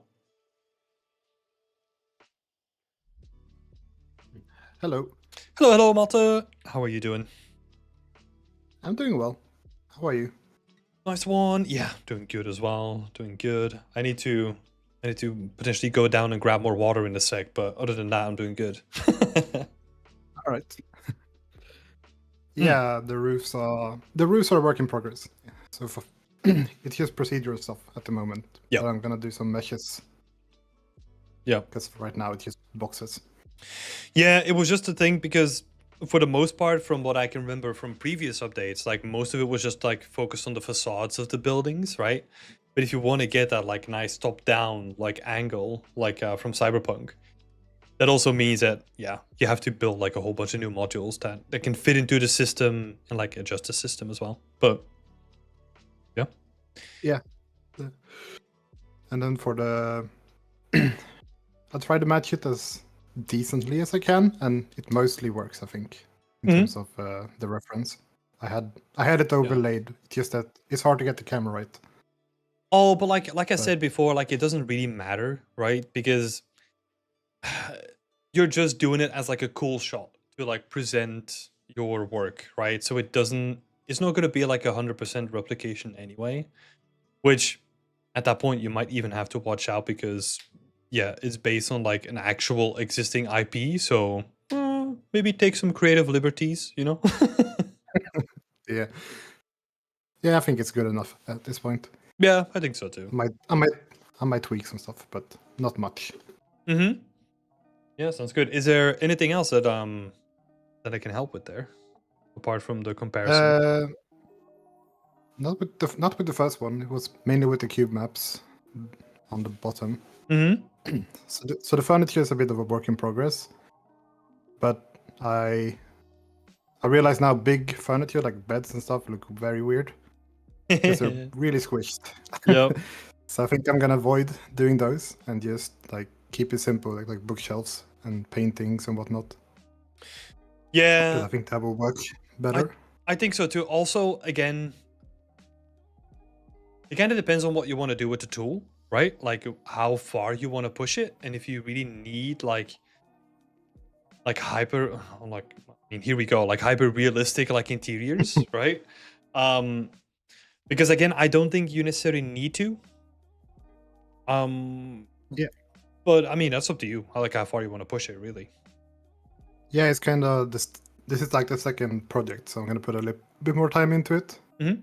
So I'm making it a bit more modular, so you can change out the walls and the furniture separately, as well as the lighting. Mhm. And then there's gonna be blinds and stuff like that. Yeah. Yeah, I think just having the blinds focusing on that first can save you like a lot of headache, right? Because half of the windows are going to be like if not fully closed, like even like partially closed. So that's going to just make it way easier for in terms of like variation of the amount of cube maps that you need to make. Yeah. I had it working, but then I realized it was pivot point based, and the entire building shares the same pivot, so I have to have to fix that. Yep. But The fun of making modular Otherwise, systems. yeah, it's always something that doesn't work. Mm-hmm. Well, it's looking cool though. I like the update in terms of like all the windows that you have now. Like it looks way better than it did last time.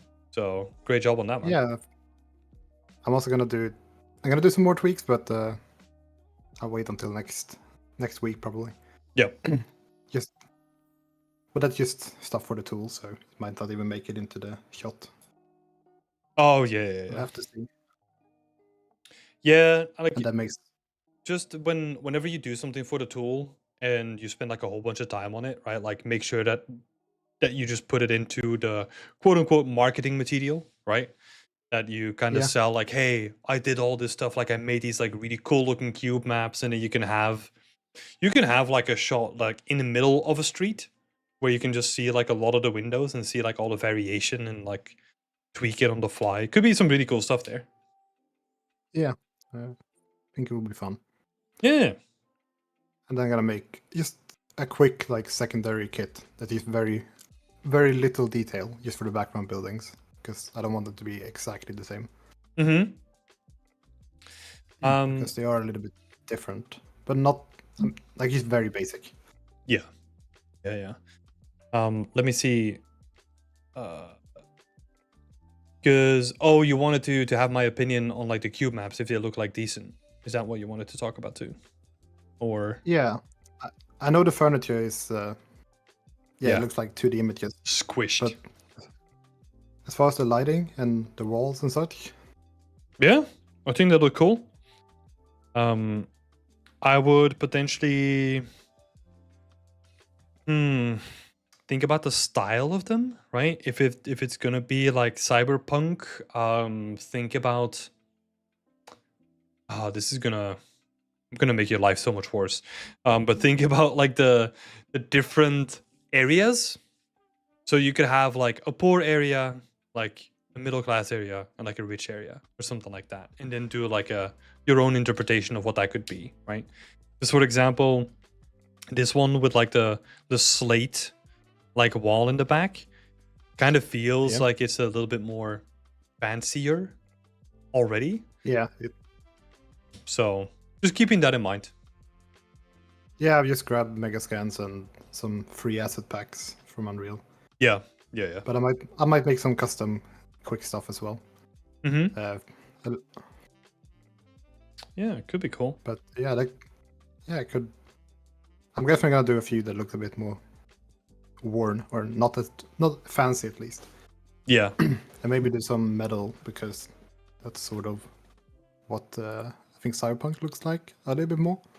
Yeah, like if you really think about it from like a building technique perspective, right? Like cheap materials, and just I don't know, it's almost like prefabs, right? It's just like, oh, we need like a skyscraper. Okay, we'll just build one with like quick prefabs. It's almost like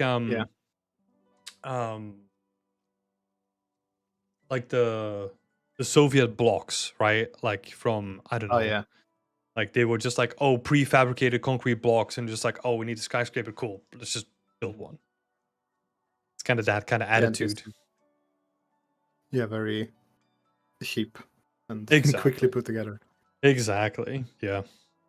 No, that's cool though. Because getting the all right. Well, Yeah, pretty that was cool. about it. A bit of a quick one. Yeah. Nice. Still cool to see the update though. I Well- think again, like the window update that you did, really well done. I think that adds a lot to it. Oh, thank you. Not all of them have the cube maps in, as you can probably see as well. But so they're just a default texture. But Yeah. once I get all those in, I think it's gonna look a lot better as well. Yeah, for sure. I mean, I think They're that all was the one same of, now. There's no variation. Yeah, I think that was also like one of your questions, right? Like, you brought it up yourself, basically. Just looking at it from a distance, like you can have like way more flexibility in the whole system, right? Because even if you just pick like a different light color, it looks completely different. So Yeah. you could kind of try to get some flexibility in the system that way. Yeah, I just need to solve the pivot thing because that's what Yeah. drives the randomization. Yeah. Not cool, man. Thanks so much for the update Alright. and coming in. Appreciate it. Yeah, thanks for the feedback. No worries. Always cool to see these updates. Bye-bye. Yeah, bye bye. Cool little cube maps. Thank you so much for coming on, McFell. Appreciate that. Yeah, very cool to see. Best of luck with the blinds feature as well. It's gonna be cool. Let's continue on our merry way. Who are we doing next? So, Keto we already had. Then we're gonna go on to Cody. let's see what we can help Cody with for today.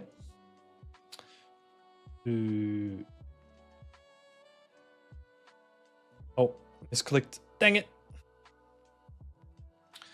Cody. Cool. Okay, so questions. What are your overall impressions of the scene?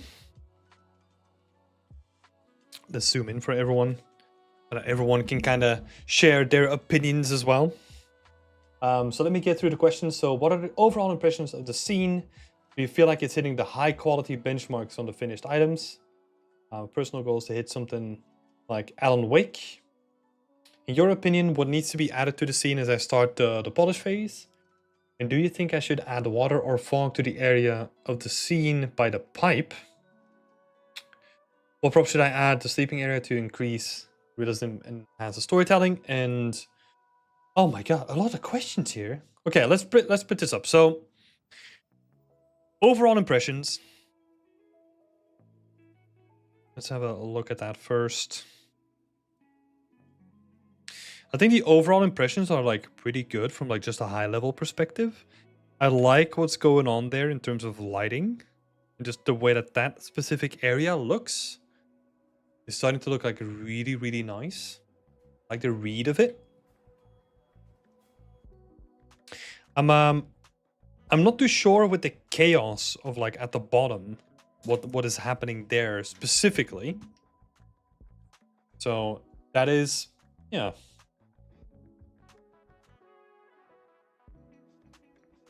It feels like the bottom is like a very chaotic. Sorry for all the questions. No, it's all good. It's all good. I just need to split them up for my limited brain capacity to be able to absorb it all.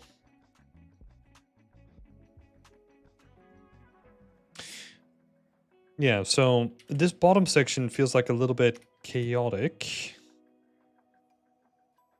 And also in terms of like the bigger scene, right? If we're looking at like the whole scene, there's a lot going on and I'm kind of trying to find like an area of rest in the scene. So I would honestly try to clear up like a lot of this space. Especially the space down here. So that this detail still captures our attention, right? It still will do that because the lighting is nicely balanced in terms of like, hey, look there. But I kind of want to have like more rest down at the bottom. Let's see. The other thing that I kind of wanted to bring up is also this area here. Yeah.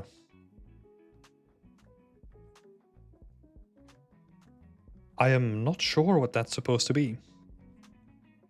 Honestly. Straight up like initial thoughts. I'm not sure. Let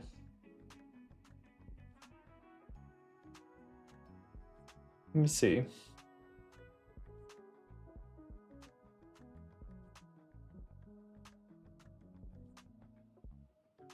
Yeah, I'm just not too sure. It's going to be the living area. Oh, this is the living area. Oh. Oh, okay. So we don't have the living area upstairs anymore. It's downstairs now. Okay. That's quite a big change, though. It's kind of it's a little bit unfortunate. I mean, it's not a huge, it's not a big deal necessarily, but it kind of makes the whole space now just more rectangular than we kind of had before. Oh, you want to hop on Discord? Yeah, feel free to do so. Yeah, the space here feels, yeah, this doesn't read as like a living area.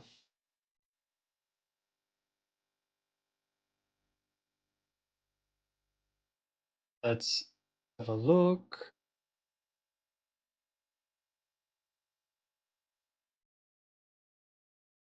Hello? Hello, Cody. How are you? Oh, I'm good. How are you? I'm doing good. Thanks for coming on. Nice. Yeah, we're just looking at this living space area, right? Um, you decided to move it from like the top to the bottom then, in the end.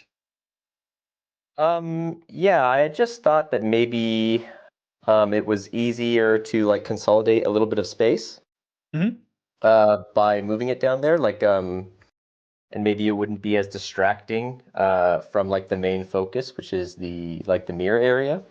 Because I Mhm. had like a bunch of lights up there before, and it kind of felt like there were two things on the second level that were like competing for attention light-wise, which is why I put it down there. I liked it upstairs because I'm kind of with you. Like I enjoyed how it broke up the space, like the room was less rectangular that way. But yeah, I was just having a hard time reconciling that with the lighting and trying to keep the main focus really on the mirrors. Yeah. Okay. No, I get the reasoning behind it. Like, especially where you say like, oh, everything was on like the second floor. Um, I get it. I don't think that's like that huge of an issue necessarily. The thing that I liked about the setup before was that you could almost not fit them into one camera angle unless you had the camera really far back, which also means that you would have like two separate spaces almost. Whereas right now, especially in this little screenshot, they are becoming like one, but they're fighting Mhm. for your attention. And obviously, like the area with the mirrors like makes a lot of sense. But the living room area, which is it doesn't even read to a living room, like to me at this point yet, it's gonna be somewhat tricky to balance. What you could potentially do, I'm thinking that you could have like one of those like additional like overhead lights. You kind of just create like a fill light coming down to this whole area, and then make the whole area like more of a living room rather than just having like this intense section here where you want people to look. Mhm. That could potentially be a way of doing it. Okay. Well, I'm also like, I'd love to hear your thoughts on it. I'm not really opposed to bringing back the top area if you didn't think that was like too much of a issue. I've got like an alternate level saved out with all the stuff still up there. Mhm. If you think it'd be worth exploring. What do you think? So my biggest thing is like, I worry, not worry, but like I wonder if turning the fill light on, like you had said, might like kill a little bit of the atmosphere of the space a little bit if I light too much up. If I'm Yep. understanding what you said correctly, like if I just put a big light in this whole space, I think I might lose a little bit of the vibe. Mhm. Whereas maybe if I just moved it back up to that upstairs location, I could, and maybe just dim down the lights and like you said, maybe they're just not in the same camera shot simultaneously. So you're not really, that self-select out that issue by just not showing them at the same time. Yeah. Or Um, what you could do, I mean, there's so many ways to like solve the issue, right? I in terms of let's dissect this a little bit, right? So in terms of shape, the actual shape of the environment, I kind of like that you had like this open space. It doesn't need to be like the living space, right? You can still keep the living space down there and just have that as like a miscellaneous space where there's just like a bunch of like random junk or something like that. That can still work. And then balance the living space area in terms of lighting just a little bit better, so that instead of having this like really intense handheld light, with also there's also like a green light coming from somewhere. yeah, the green lights I had introduced there, the idea was maybe just to like put glow sticks down on the floor, just to like kind of, I don't know, maybe enhance the Lovecraftian spooky vibe, and it's kind of just a cool color to play with. Yeah. What you could potentially do is just have a candle setup or something like that. The reason why I'm saying candles is for 2 parts, so that you can still have like some like warm light.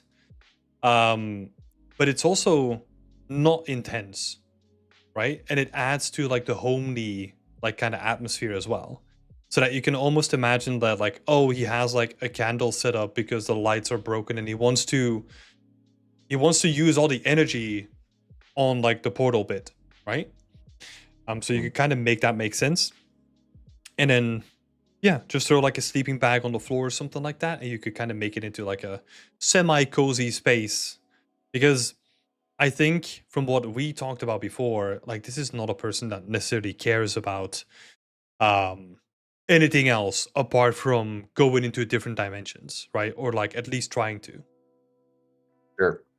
So I think he's going to be a little bit neglectful of his personal space, and it will just like set it up in like the quickest way. That's the way that I'm thinking about it.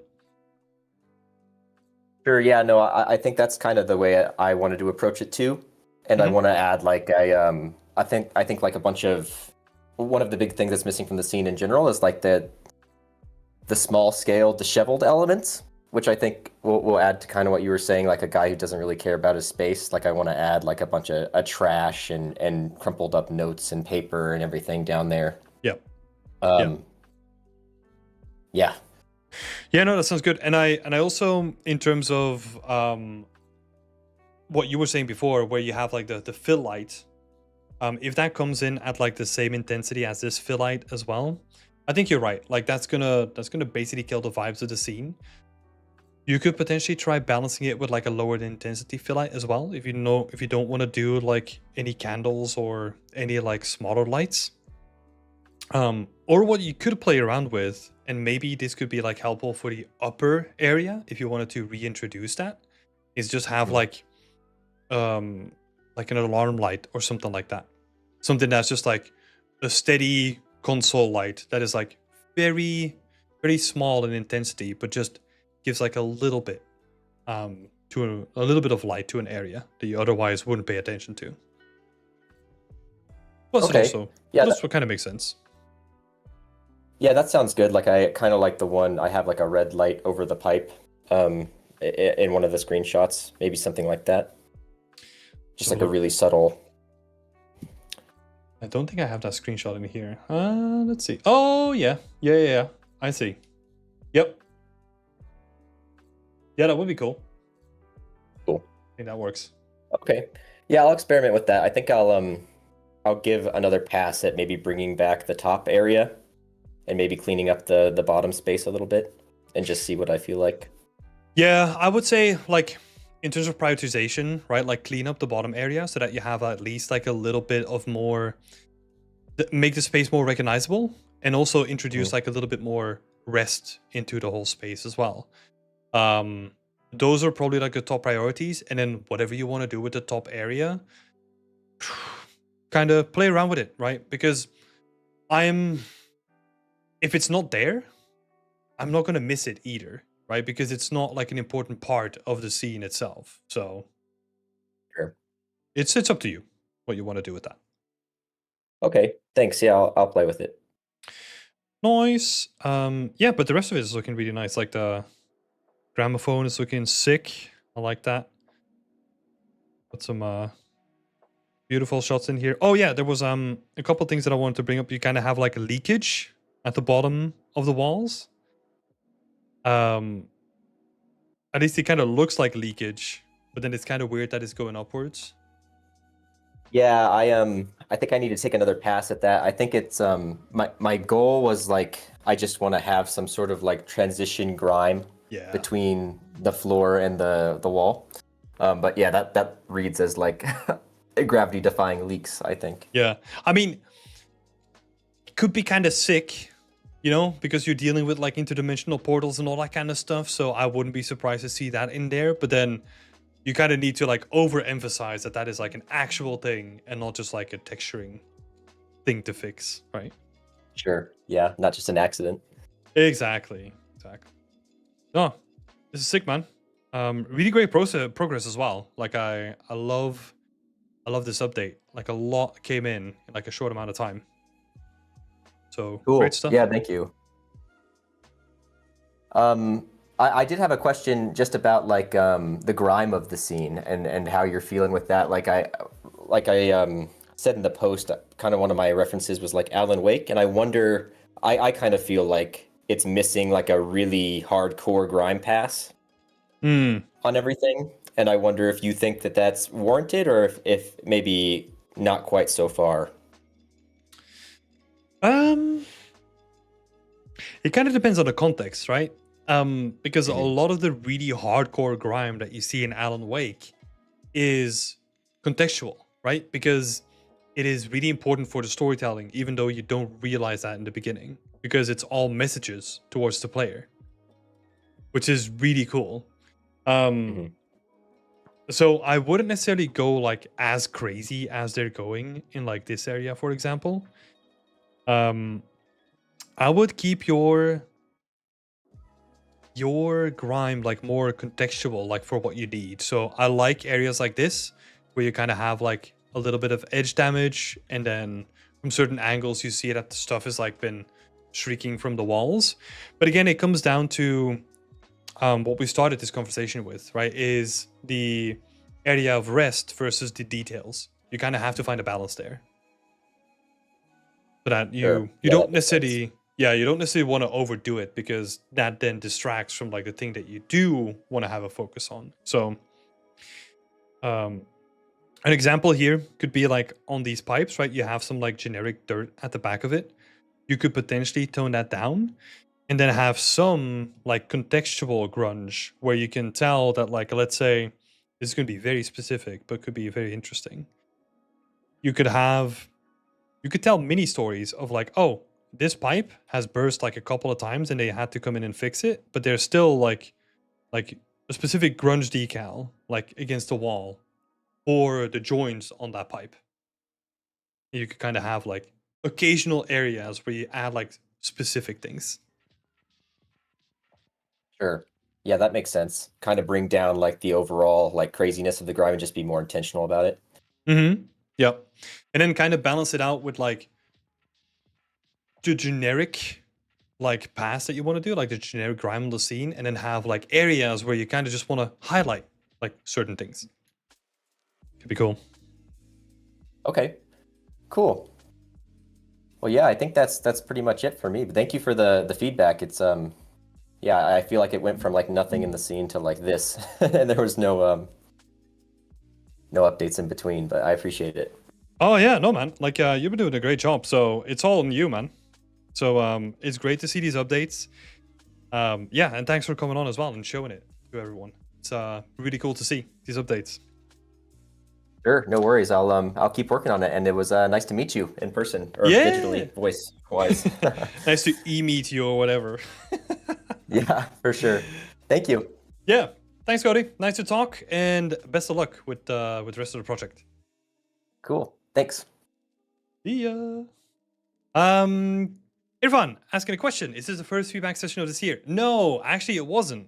So I've been doing Whip Wednesday like internally in the Discord. So what we were trying to do is I was trying to see if that made sense, if we could shake up like the format a little bit, because we have the plan is that other people start doing feedback as well, not only me.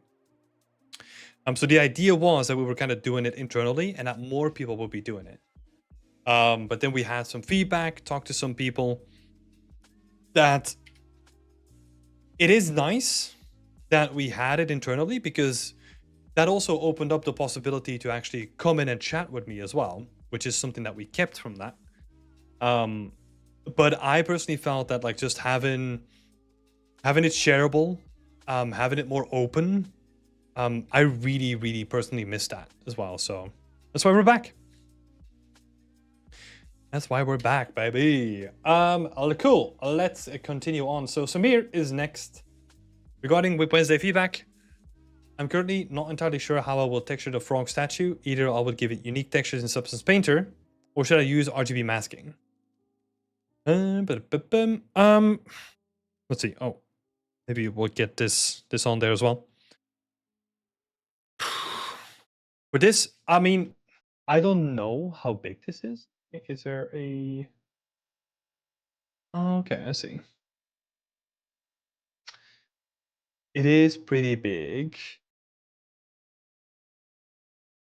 But just to give people here some context as well, let me just draw a little character dude in here. What's the size?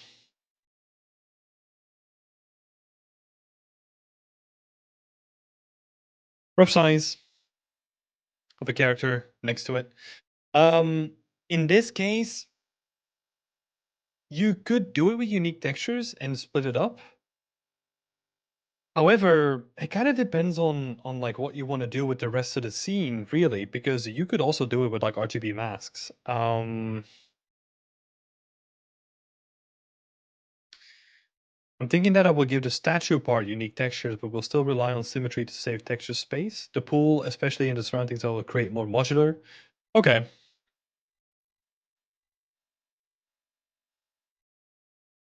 How about we'll texture the frog? Oh, the frog is like the thing itself, I'm guessing. Hmm.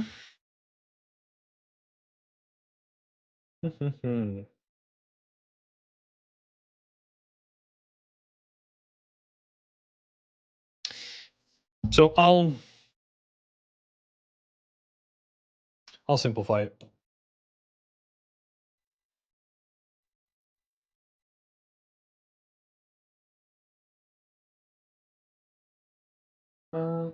We are on a completely different playlist. Oh, good. So if it's the focus of the scene,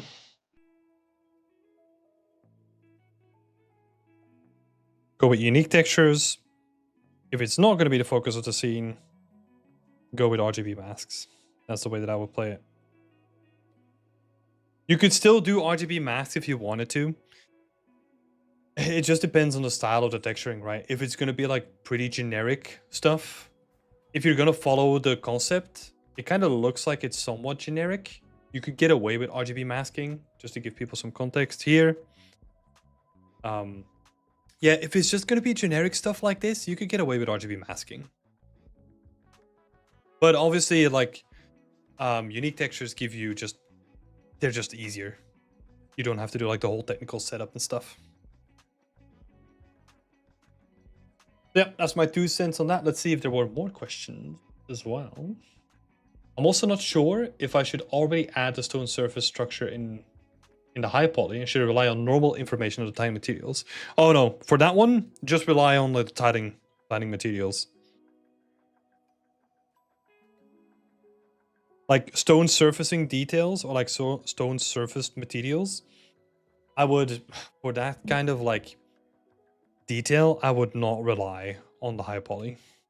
If you have big stuff like big cracks, big splits, anything that's like significant and is going to change the silhouette of the actual object, I would sculpt that in, and the rest of it can just be done with like when the texturing phase.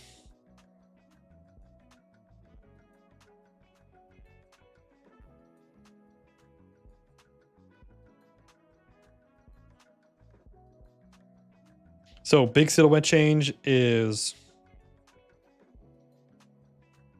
sculpt, or else it's not that, texture. Pretty simple. Yeah. Thanks for sharing your work. We're gonna move straight on over. Next person. Thank you so much for sharing your work, Samir. Appreciate it. Thanks for the straightforward answers, questions as well. Appreciate that. Kazuki, we already had. We're gonna go to Moonlight. We're gonna go to Guillaume. Guillaume is working on. What is Guillaume working? Oh, he already got feedback from Adam. Okay. French pastries in a stylized 3D and semi-realistic graphic design. have a look. Feel free to raise your hand if you want to come up to the stage as well. There we go.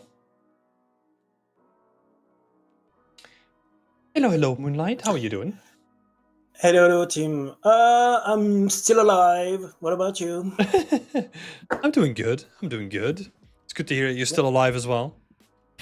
Yeah, I think so. Cool. So, yeah, give me an introduction. Like, what are we looking at here?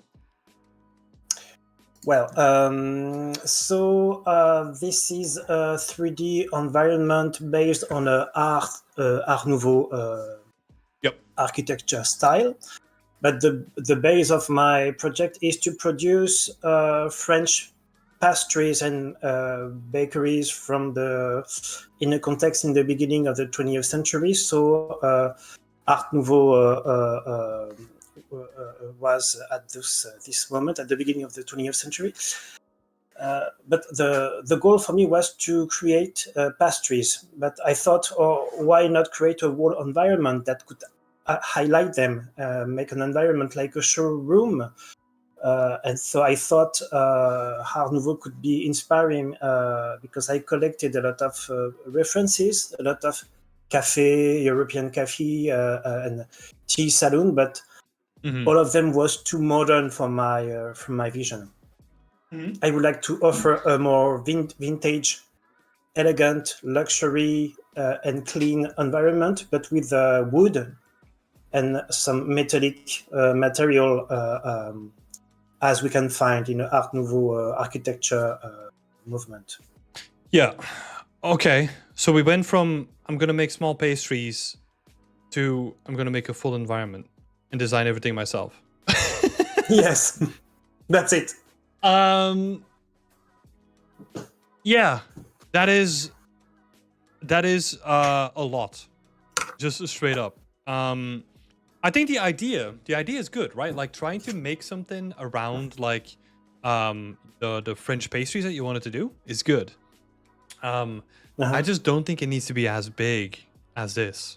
You could honestly, in your references, you have some pretty good stuff. I think I deleted like the smaller parts, but you could almost just have a display case.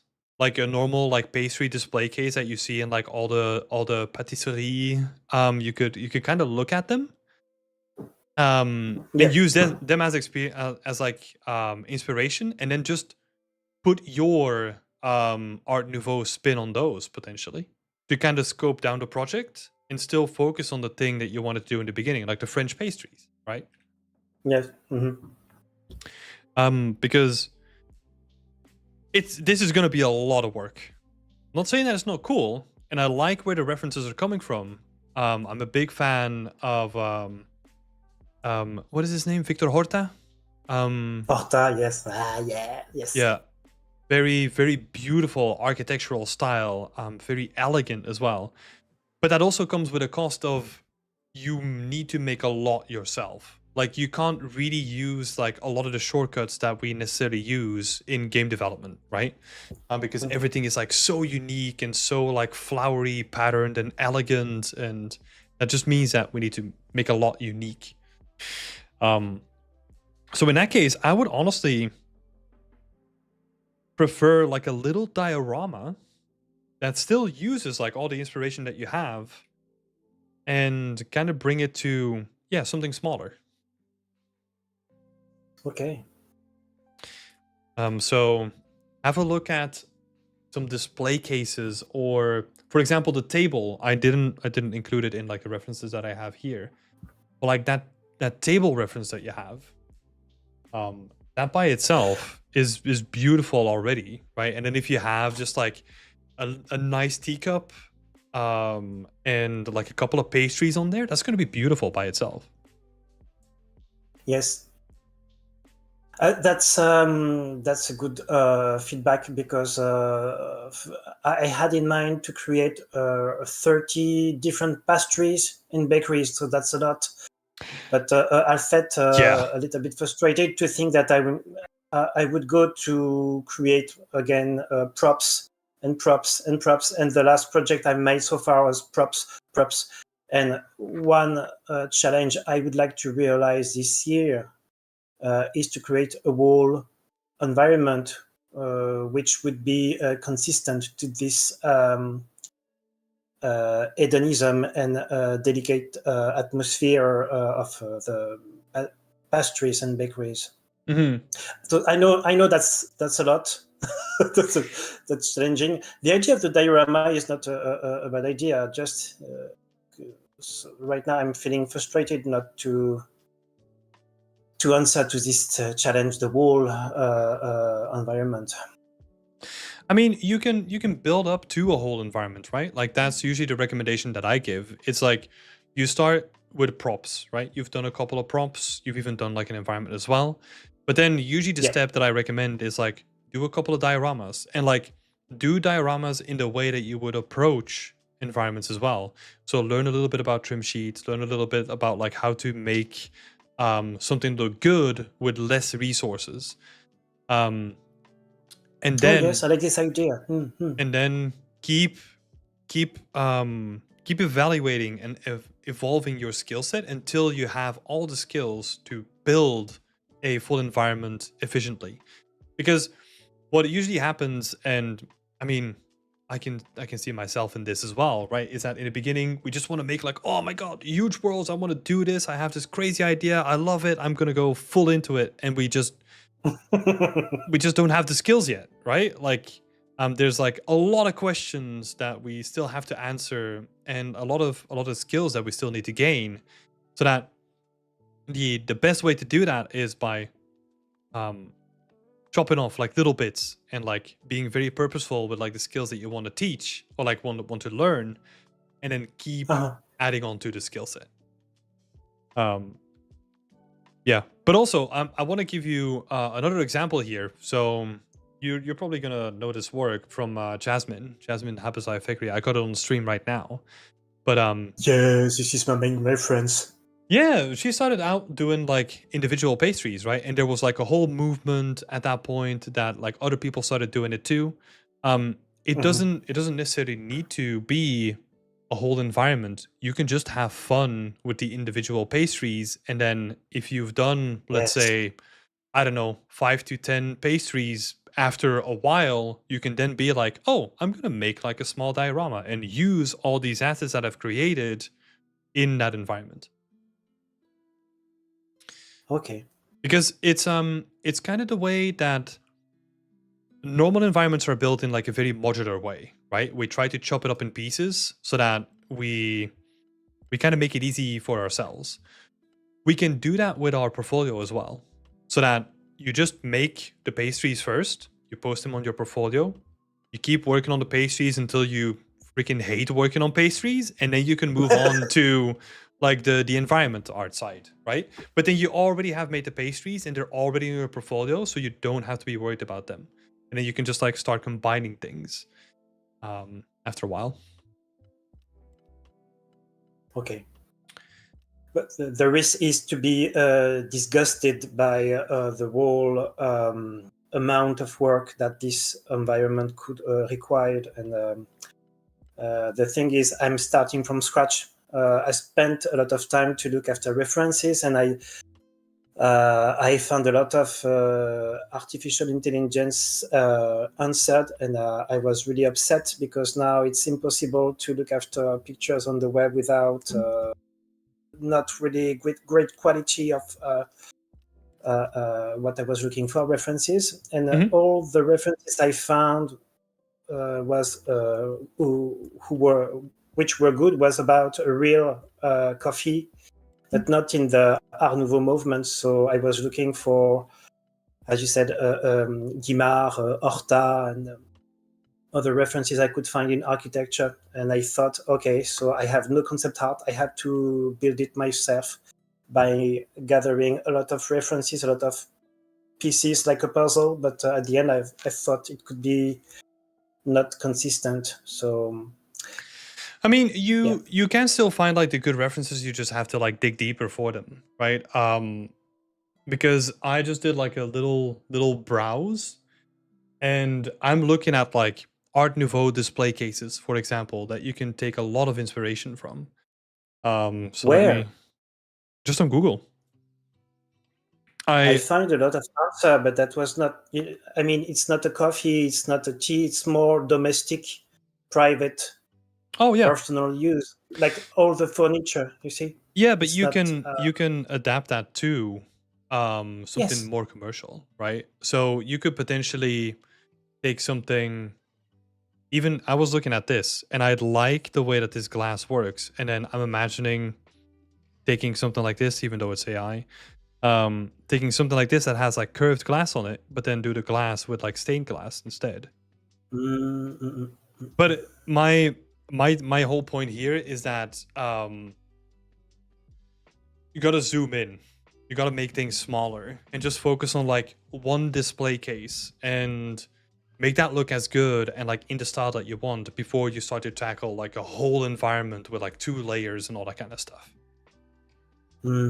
Because if you, I mean, you said it yourself, right? If you already struggle finding like good like references to start building up your project, you're already going to struggle with a single case, let alone a full 2-story environment, right?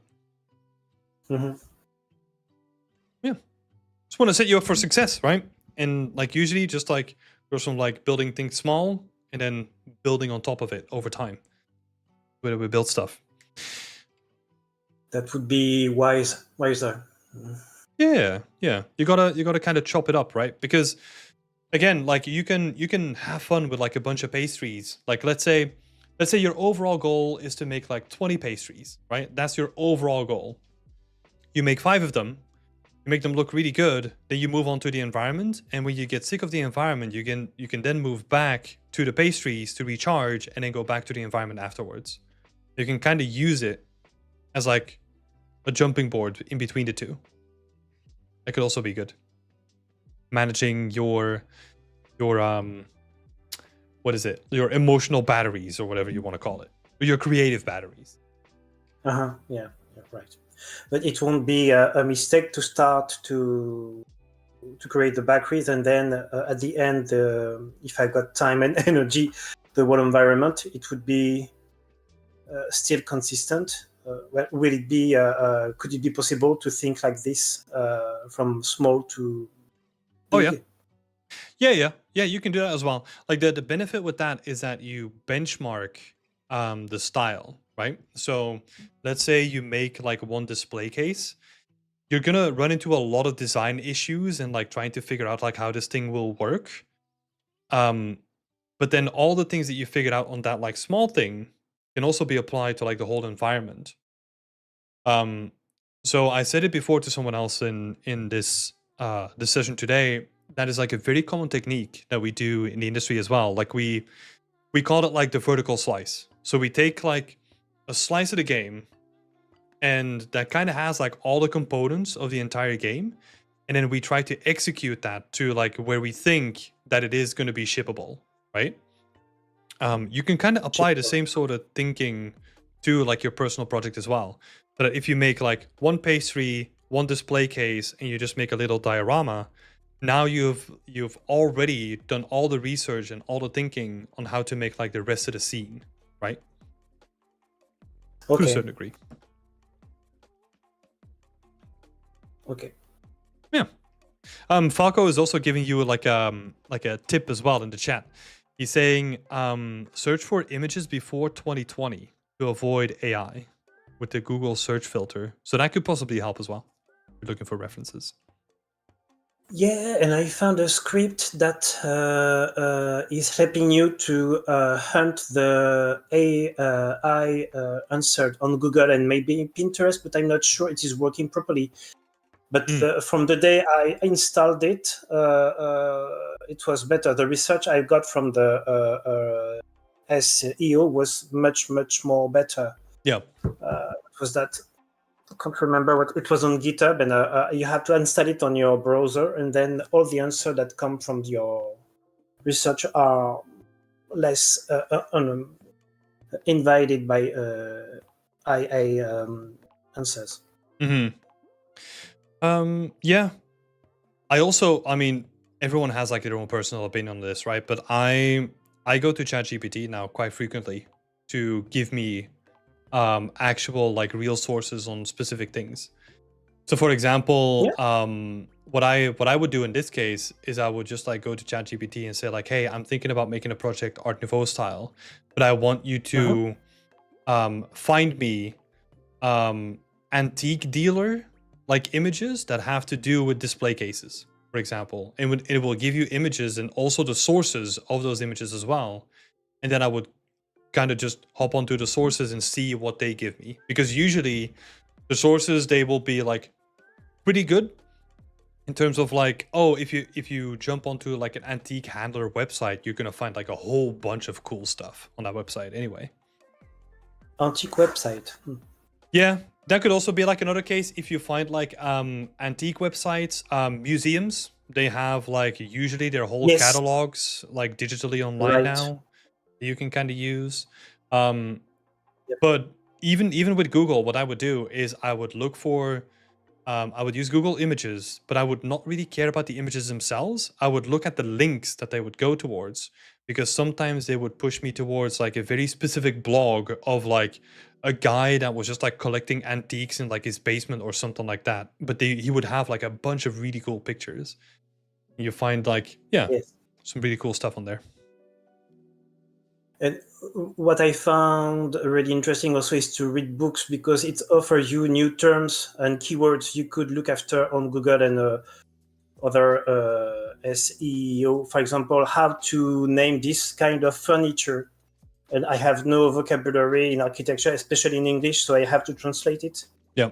But the thing is, if you want to use efficiently Google, you can have more specific terms, keywords, like the name of the architecture, the name of the object, and things like that. Because most of the time, all those objects, we're not using them nowadays. That was object that was used before 100 years ago. So it's also, it can bring a lot to look after in books.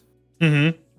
Oh yeah. There's a bunch of really cool books. I have some like pretty old books from my grandparents as well that are really helpful with this. Yeah, you gotta just think outside the box when it comes to gathering references and a lot of stuff in life, really. So yeah. Is there anything else that I can help with here, Guillaume? Well, no, because all the work I've done is questioned by the idea of to think smaller. I know. So in a more diorama. Yeah, I'm sorry for that, by the way. But I think it's going to be more beneficial for you in the long term to kind of focus on something smaller and then build your way up, right? That may be wise. Yes, I can hear that. Yeah, and then you can decide like however you want to do that, right? Let's say I keep throwing the example of like 5 pastries, but if you say like, hey, I do 1 pastry and then I make like a display case and then I make the environment, it's up to you, right? But you can kind of make your own timeline for the project. Yeah. Yep. Cool. Okay, so I will think about it. Yeah, I would say best of luck, and yeah, if there's anything else that comes up, you know where to find me, huh? Yeah, thank you very much. Thank you. You're welcome, Guillaume. Have a nice evening, and thanks for coming on as well. I appreciate it. Thank you too. Thank you, people. Bye-bye. Bye. Have a good night. You too. Falco in the chat is asking a question. Do you think it's okay to base my entire environment on AI-generated images? Would that be considered bad or immoral for the industry? No, it wouldn't be bad or immoral for the industry. I think there's a lot of social pressure to not base your own thing on like your whole environment on like AI-generated images. I don't think like it's just a static image, right?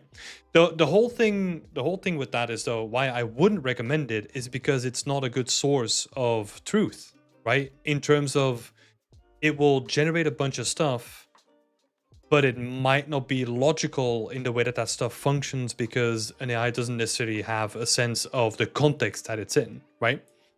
So you're gonna. This is also the same reason why I wouldn't recommend people to make an environment only based on a game's on game images or like game screenshots, because it's someone else's interpretation of the source material, and the closer that you get to the source material, the better, or like the more interesting the work is going to be, because it is your unique interpretation of that source material that's going to give you like a unique take on it, right? So any sort of like distillation that happens in between that process is gonna steer you in a direction that you might have not potentially taken if you had the source material right in front of you. And the same can be applied to AI. That doesn't change.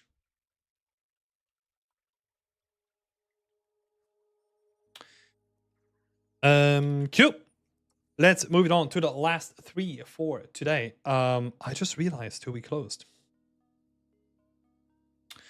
Alexis. Give me a sec. I need to bring her back up again. So it's 4 people still.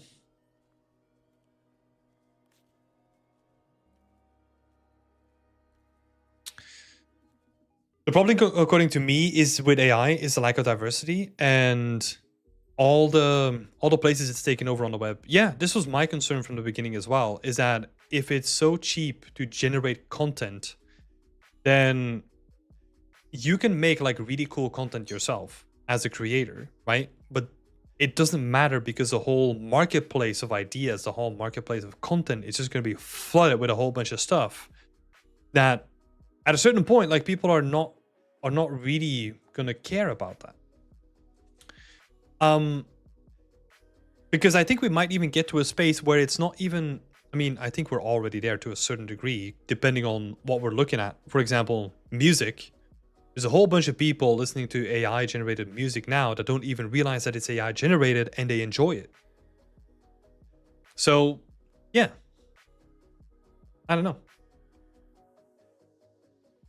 It is a tool for us. It is a tool that we can use, right? And I honestly, I use Canva, and it has like a bunch of like AI tools built into it, like the background, like remover and all that kind of stuff. Super quick. Oh my God, I hate the amount of time, you would not believe the amount of time that I spent like cropping out like manual like backgrounds from people's like profile pictures to get them in like social media posts and all that kind of stuff, to now have it as a single click. It's fucking amazing. Oh my God. I do not want to do that manually anymore. It was such a pain. And there's so many good tools like that. So it's like, it's good and bad, right? It's a tool. But yeah, like, where I was really interested in seeing the impact of AI was just the impact that it was going to have on like ArtStation and like marketplaces and all that kind of stuff. And especially if you don't have a marketplace that has like an active stance against it or doesn't curate anything. ArtStation, for example, in my opinion, it just completely wrecked that marketplace. Where if I was thinking about like becoming a content creator and like an actual 3D content creator and like selling stuff on a marketplace, I would just ignore ArtStation, because it's sort of invalidated like its own marketplace. And it kind of sucks for a lot of people now, because with the whole merge that's happening to Fab and all that kind of stuff, a lot of people have been complaining about that thing happening. And for a lot of people, it's their entire livelihood. And they just get drowned in between like a bunch of stuff. But yeah. Moving on, because we are over time already. Badly over time. Well, Alexis, Egyptian Temple. Let's see. Any feedback would be appreciated. Let's have a quick look. So we're probably going to be blasting through like these last couple ones. So let's see. The biggest difference that I can see here is you got the proportions here, right? The proportions look like slightly different. This area looks like way taller than what you have it.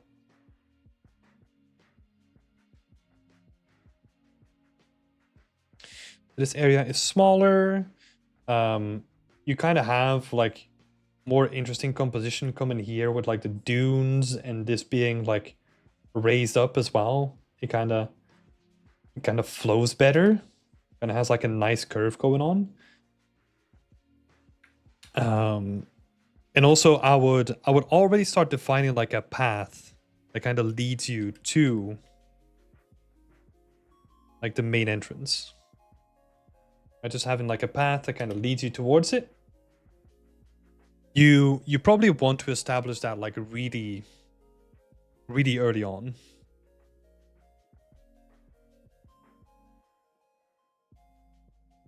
So moving this up.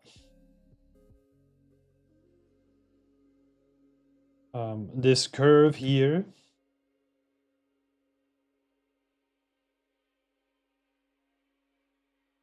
That's cool. And then we got this path as well.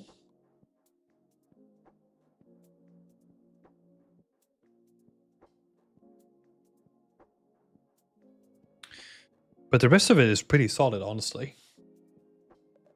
Be careful of these things. They're called tangents, where you have like one thing colliding with another thing. Try to separate them out a little bit, because this literally can look like it's a continuation of like the same thing, the same object in space. We kind of want to avoid that, so having the rock kind of start lower or something like that can help with that, so that the silhouette reads quite well. But the rest of it feels really nice. I like the choice of the concept as well. I think it's a good choice. I like the layout. I like the composition. Get some of these rocks in as well. Kind of some nice foreground elements to separate foreground from the midground. And especially looking at the values, right? You kind of want to make this foreground bit like darker. Because what that does is, if you look at the values, right? You kind of have the foreground here. And what that foreground does is it pushes you into the frame. So those values are very deliberate. So that would be a thing to replicate as well.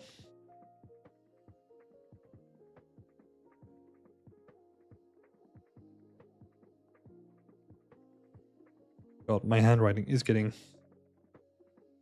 worse over time.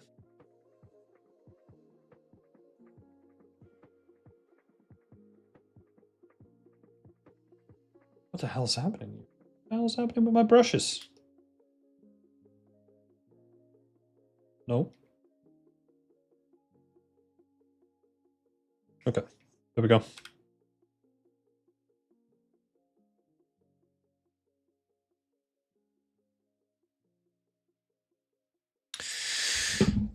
Let's see. Guillaume saying in the chat, the juniors are most threatened by AI in any kind of work.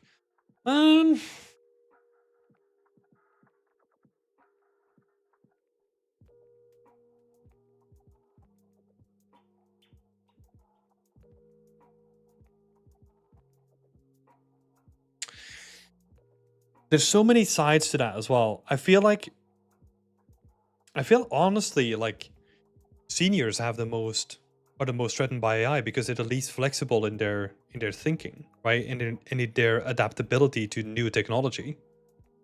So let's say if you are someone that has been at a company for a decent amount of time, and then they say like, hey, we have this new system, you got to adapt to this, or else the potential is that you're on the street.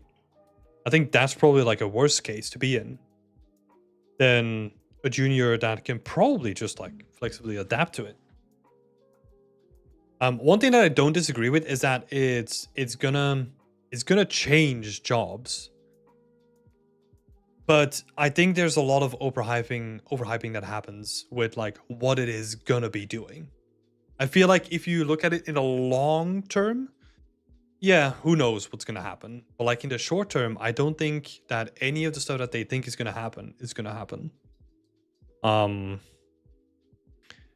I think we're also I'm really interested in seeing companies that are gonna over rely on AI and then realize like what they lost, and then they're gonna be in like a really tricky situation there. Plus we also have like all the all the copyright law cases and all that kind of stuff that are still waiting to happen, right? So that might cause like a huge fallout as well, potentially. There's a lot of unknowns in the space. So we will just have to see. One thing that we're good at as a human species is that we are flexible and we are adaptable. So we'll make it work. I'm hoping to wrap up the block out after this week. So please weigh in on any thoughts or suggestions, says Alvin. Is the story see above starting to come through? A cartographer pieces together clues scattered from old journals, antiquated maps, and a mysterious clay tablet. Okay.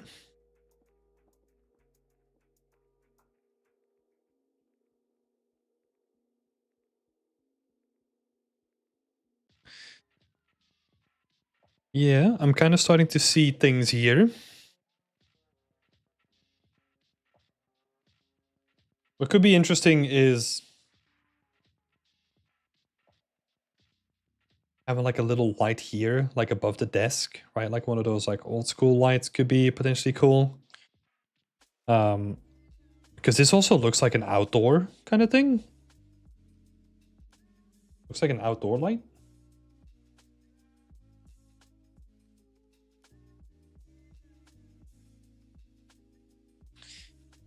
So I'm getting hints at like, yeah, this is a person that is looking at stuff. If you really want to drive it to the next level, you can kind of have, and this is very common in games, right? Like overemphasizing like what needs to happen. So you could have like multiple maps, like hanging from like different places. Memorabilia, like more stone tablets, so that there's like a section of stone tablets that he's trying to decipher. Yeah, I would potentially like overemphasize the story.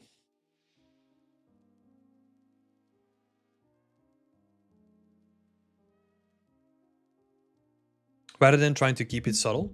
But I'm thinking with my game hat on, right? Like in games, like we always try to overemphasize anything so that the story is like really clear, like once you kind of get into it.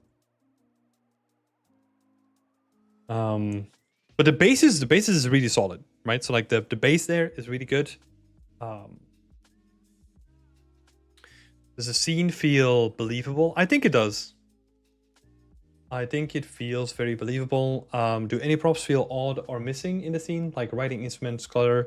Yeah, it's kind of like we already said, right? Like you can definitely overemphasize like more things. Let's say for the clutter, right? Like you really want to go for like, oh, this is like a manic person, not a manic person, but like really passionate to a point where they're probably gonna care less about like the cleanliness of the room. You kind of have to make sure, again, overemphasize, right?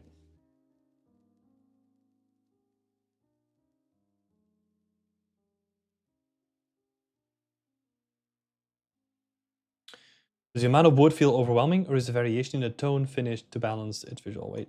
The textures are just placeholder. No, I think the amount of wood is actually pretty good. But like this sort of stuff, kind of, you can change that on the fly, right? You can change that as you're doing it, and when all the textures are in, you're gonna have to change the balance, like the balance the lighting and balance the textures, all that kind of stuff. So I would kind of just keep trucking and keep adjusting on the fly as well.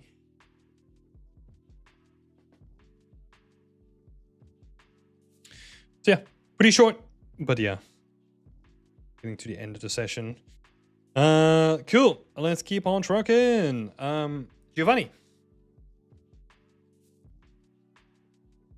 I'd love to know any thoughts on the block out and the lighting, and also if project-wise there's something you would recommend me focusing on next. I struggle a bit with project planning.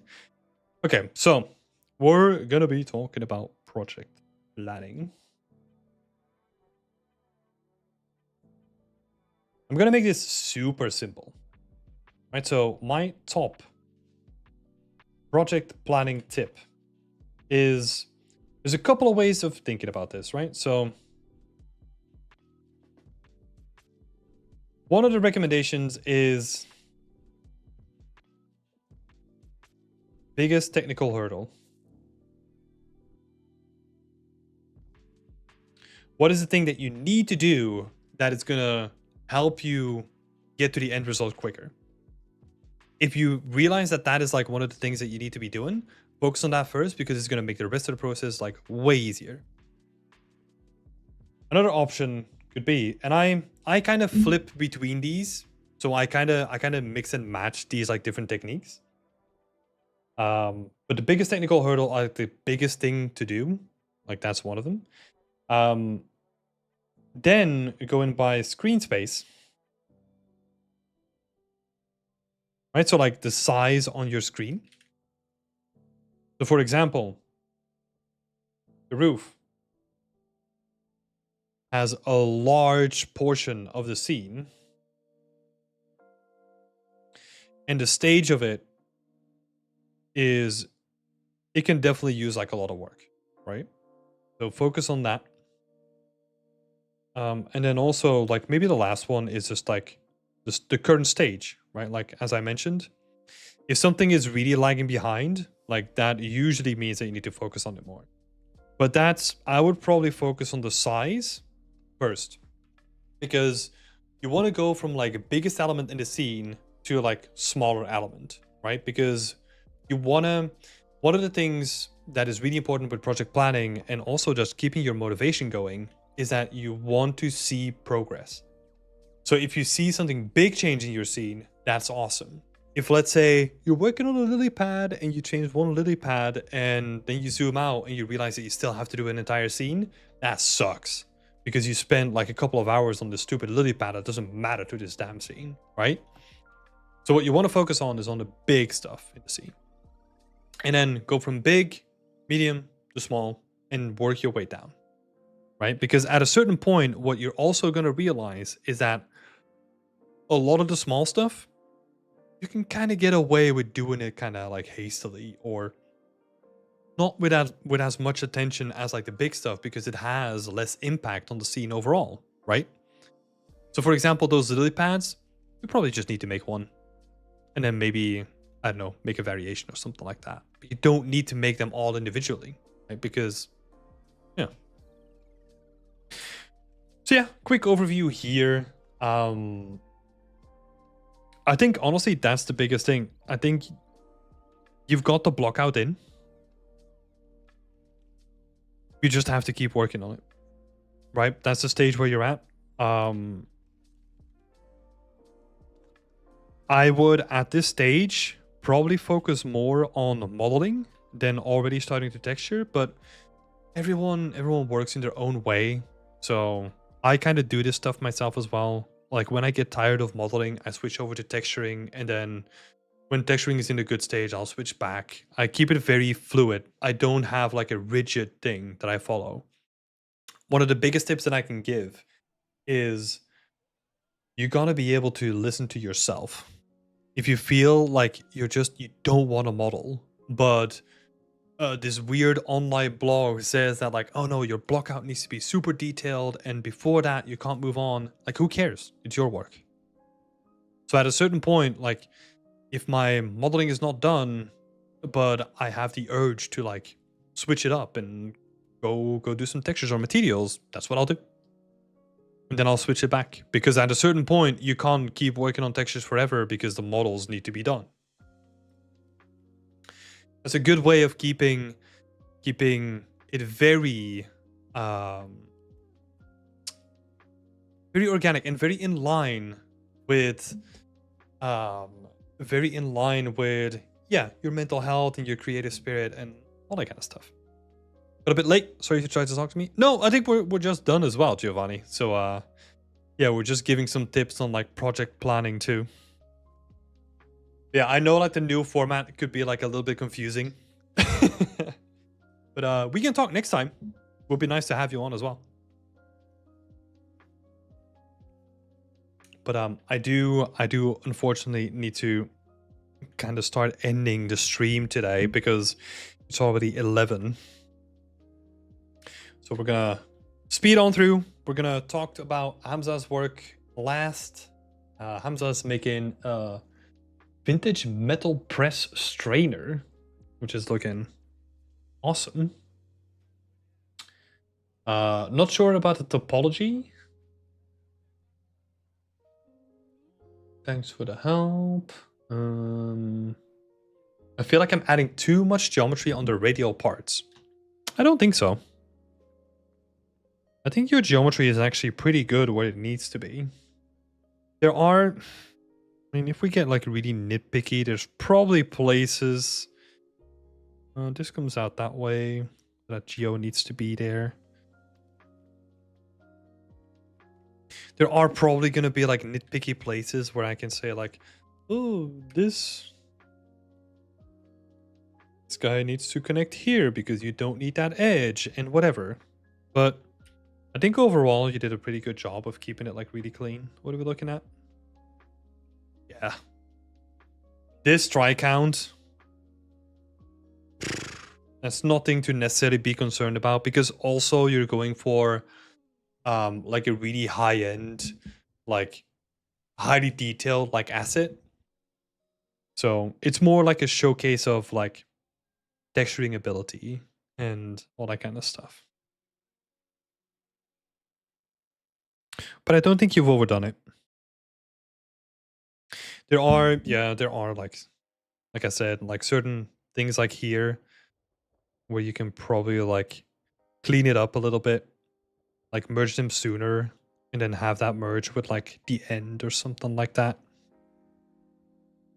Same thing here. If you don't need the geometry, you can probably like banish it or like merge it sooner.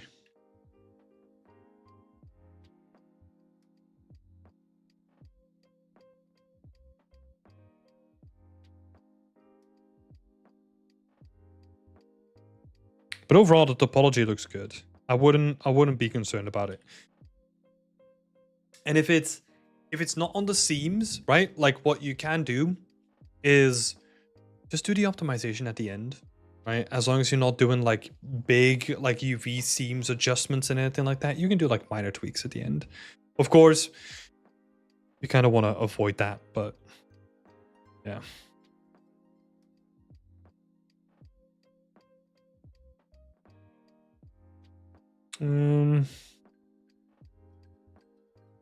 Let's see. There are cases where like this is kind of just like a weird merge, especially when you have like that geometry here already. Might as well just merge everything over there. Right, so that it kind of makes sense. Yeah, apart from these small areas, the topology is good.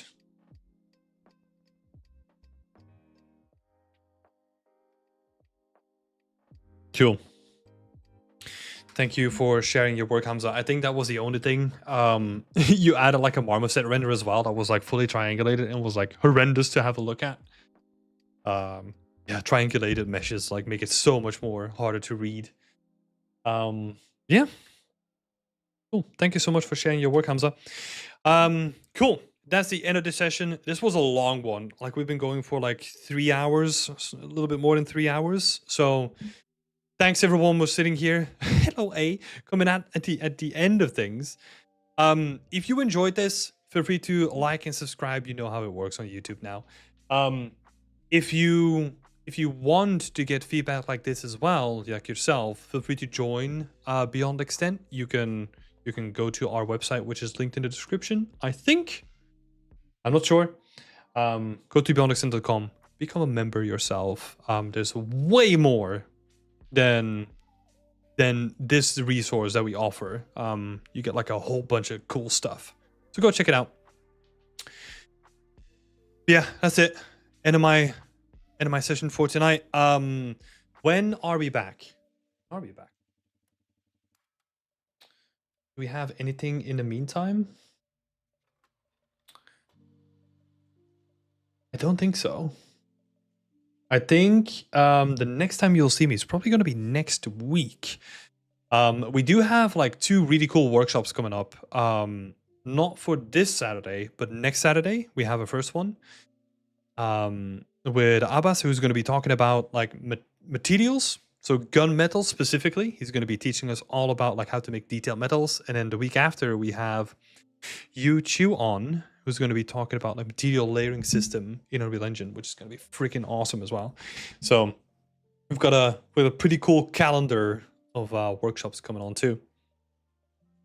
So yeah, thanks for being here. Thanks for complimenting all my looks. I appreciate it.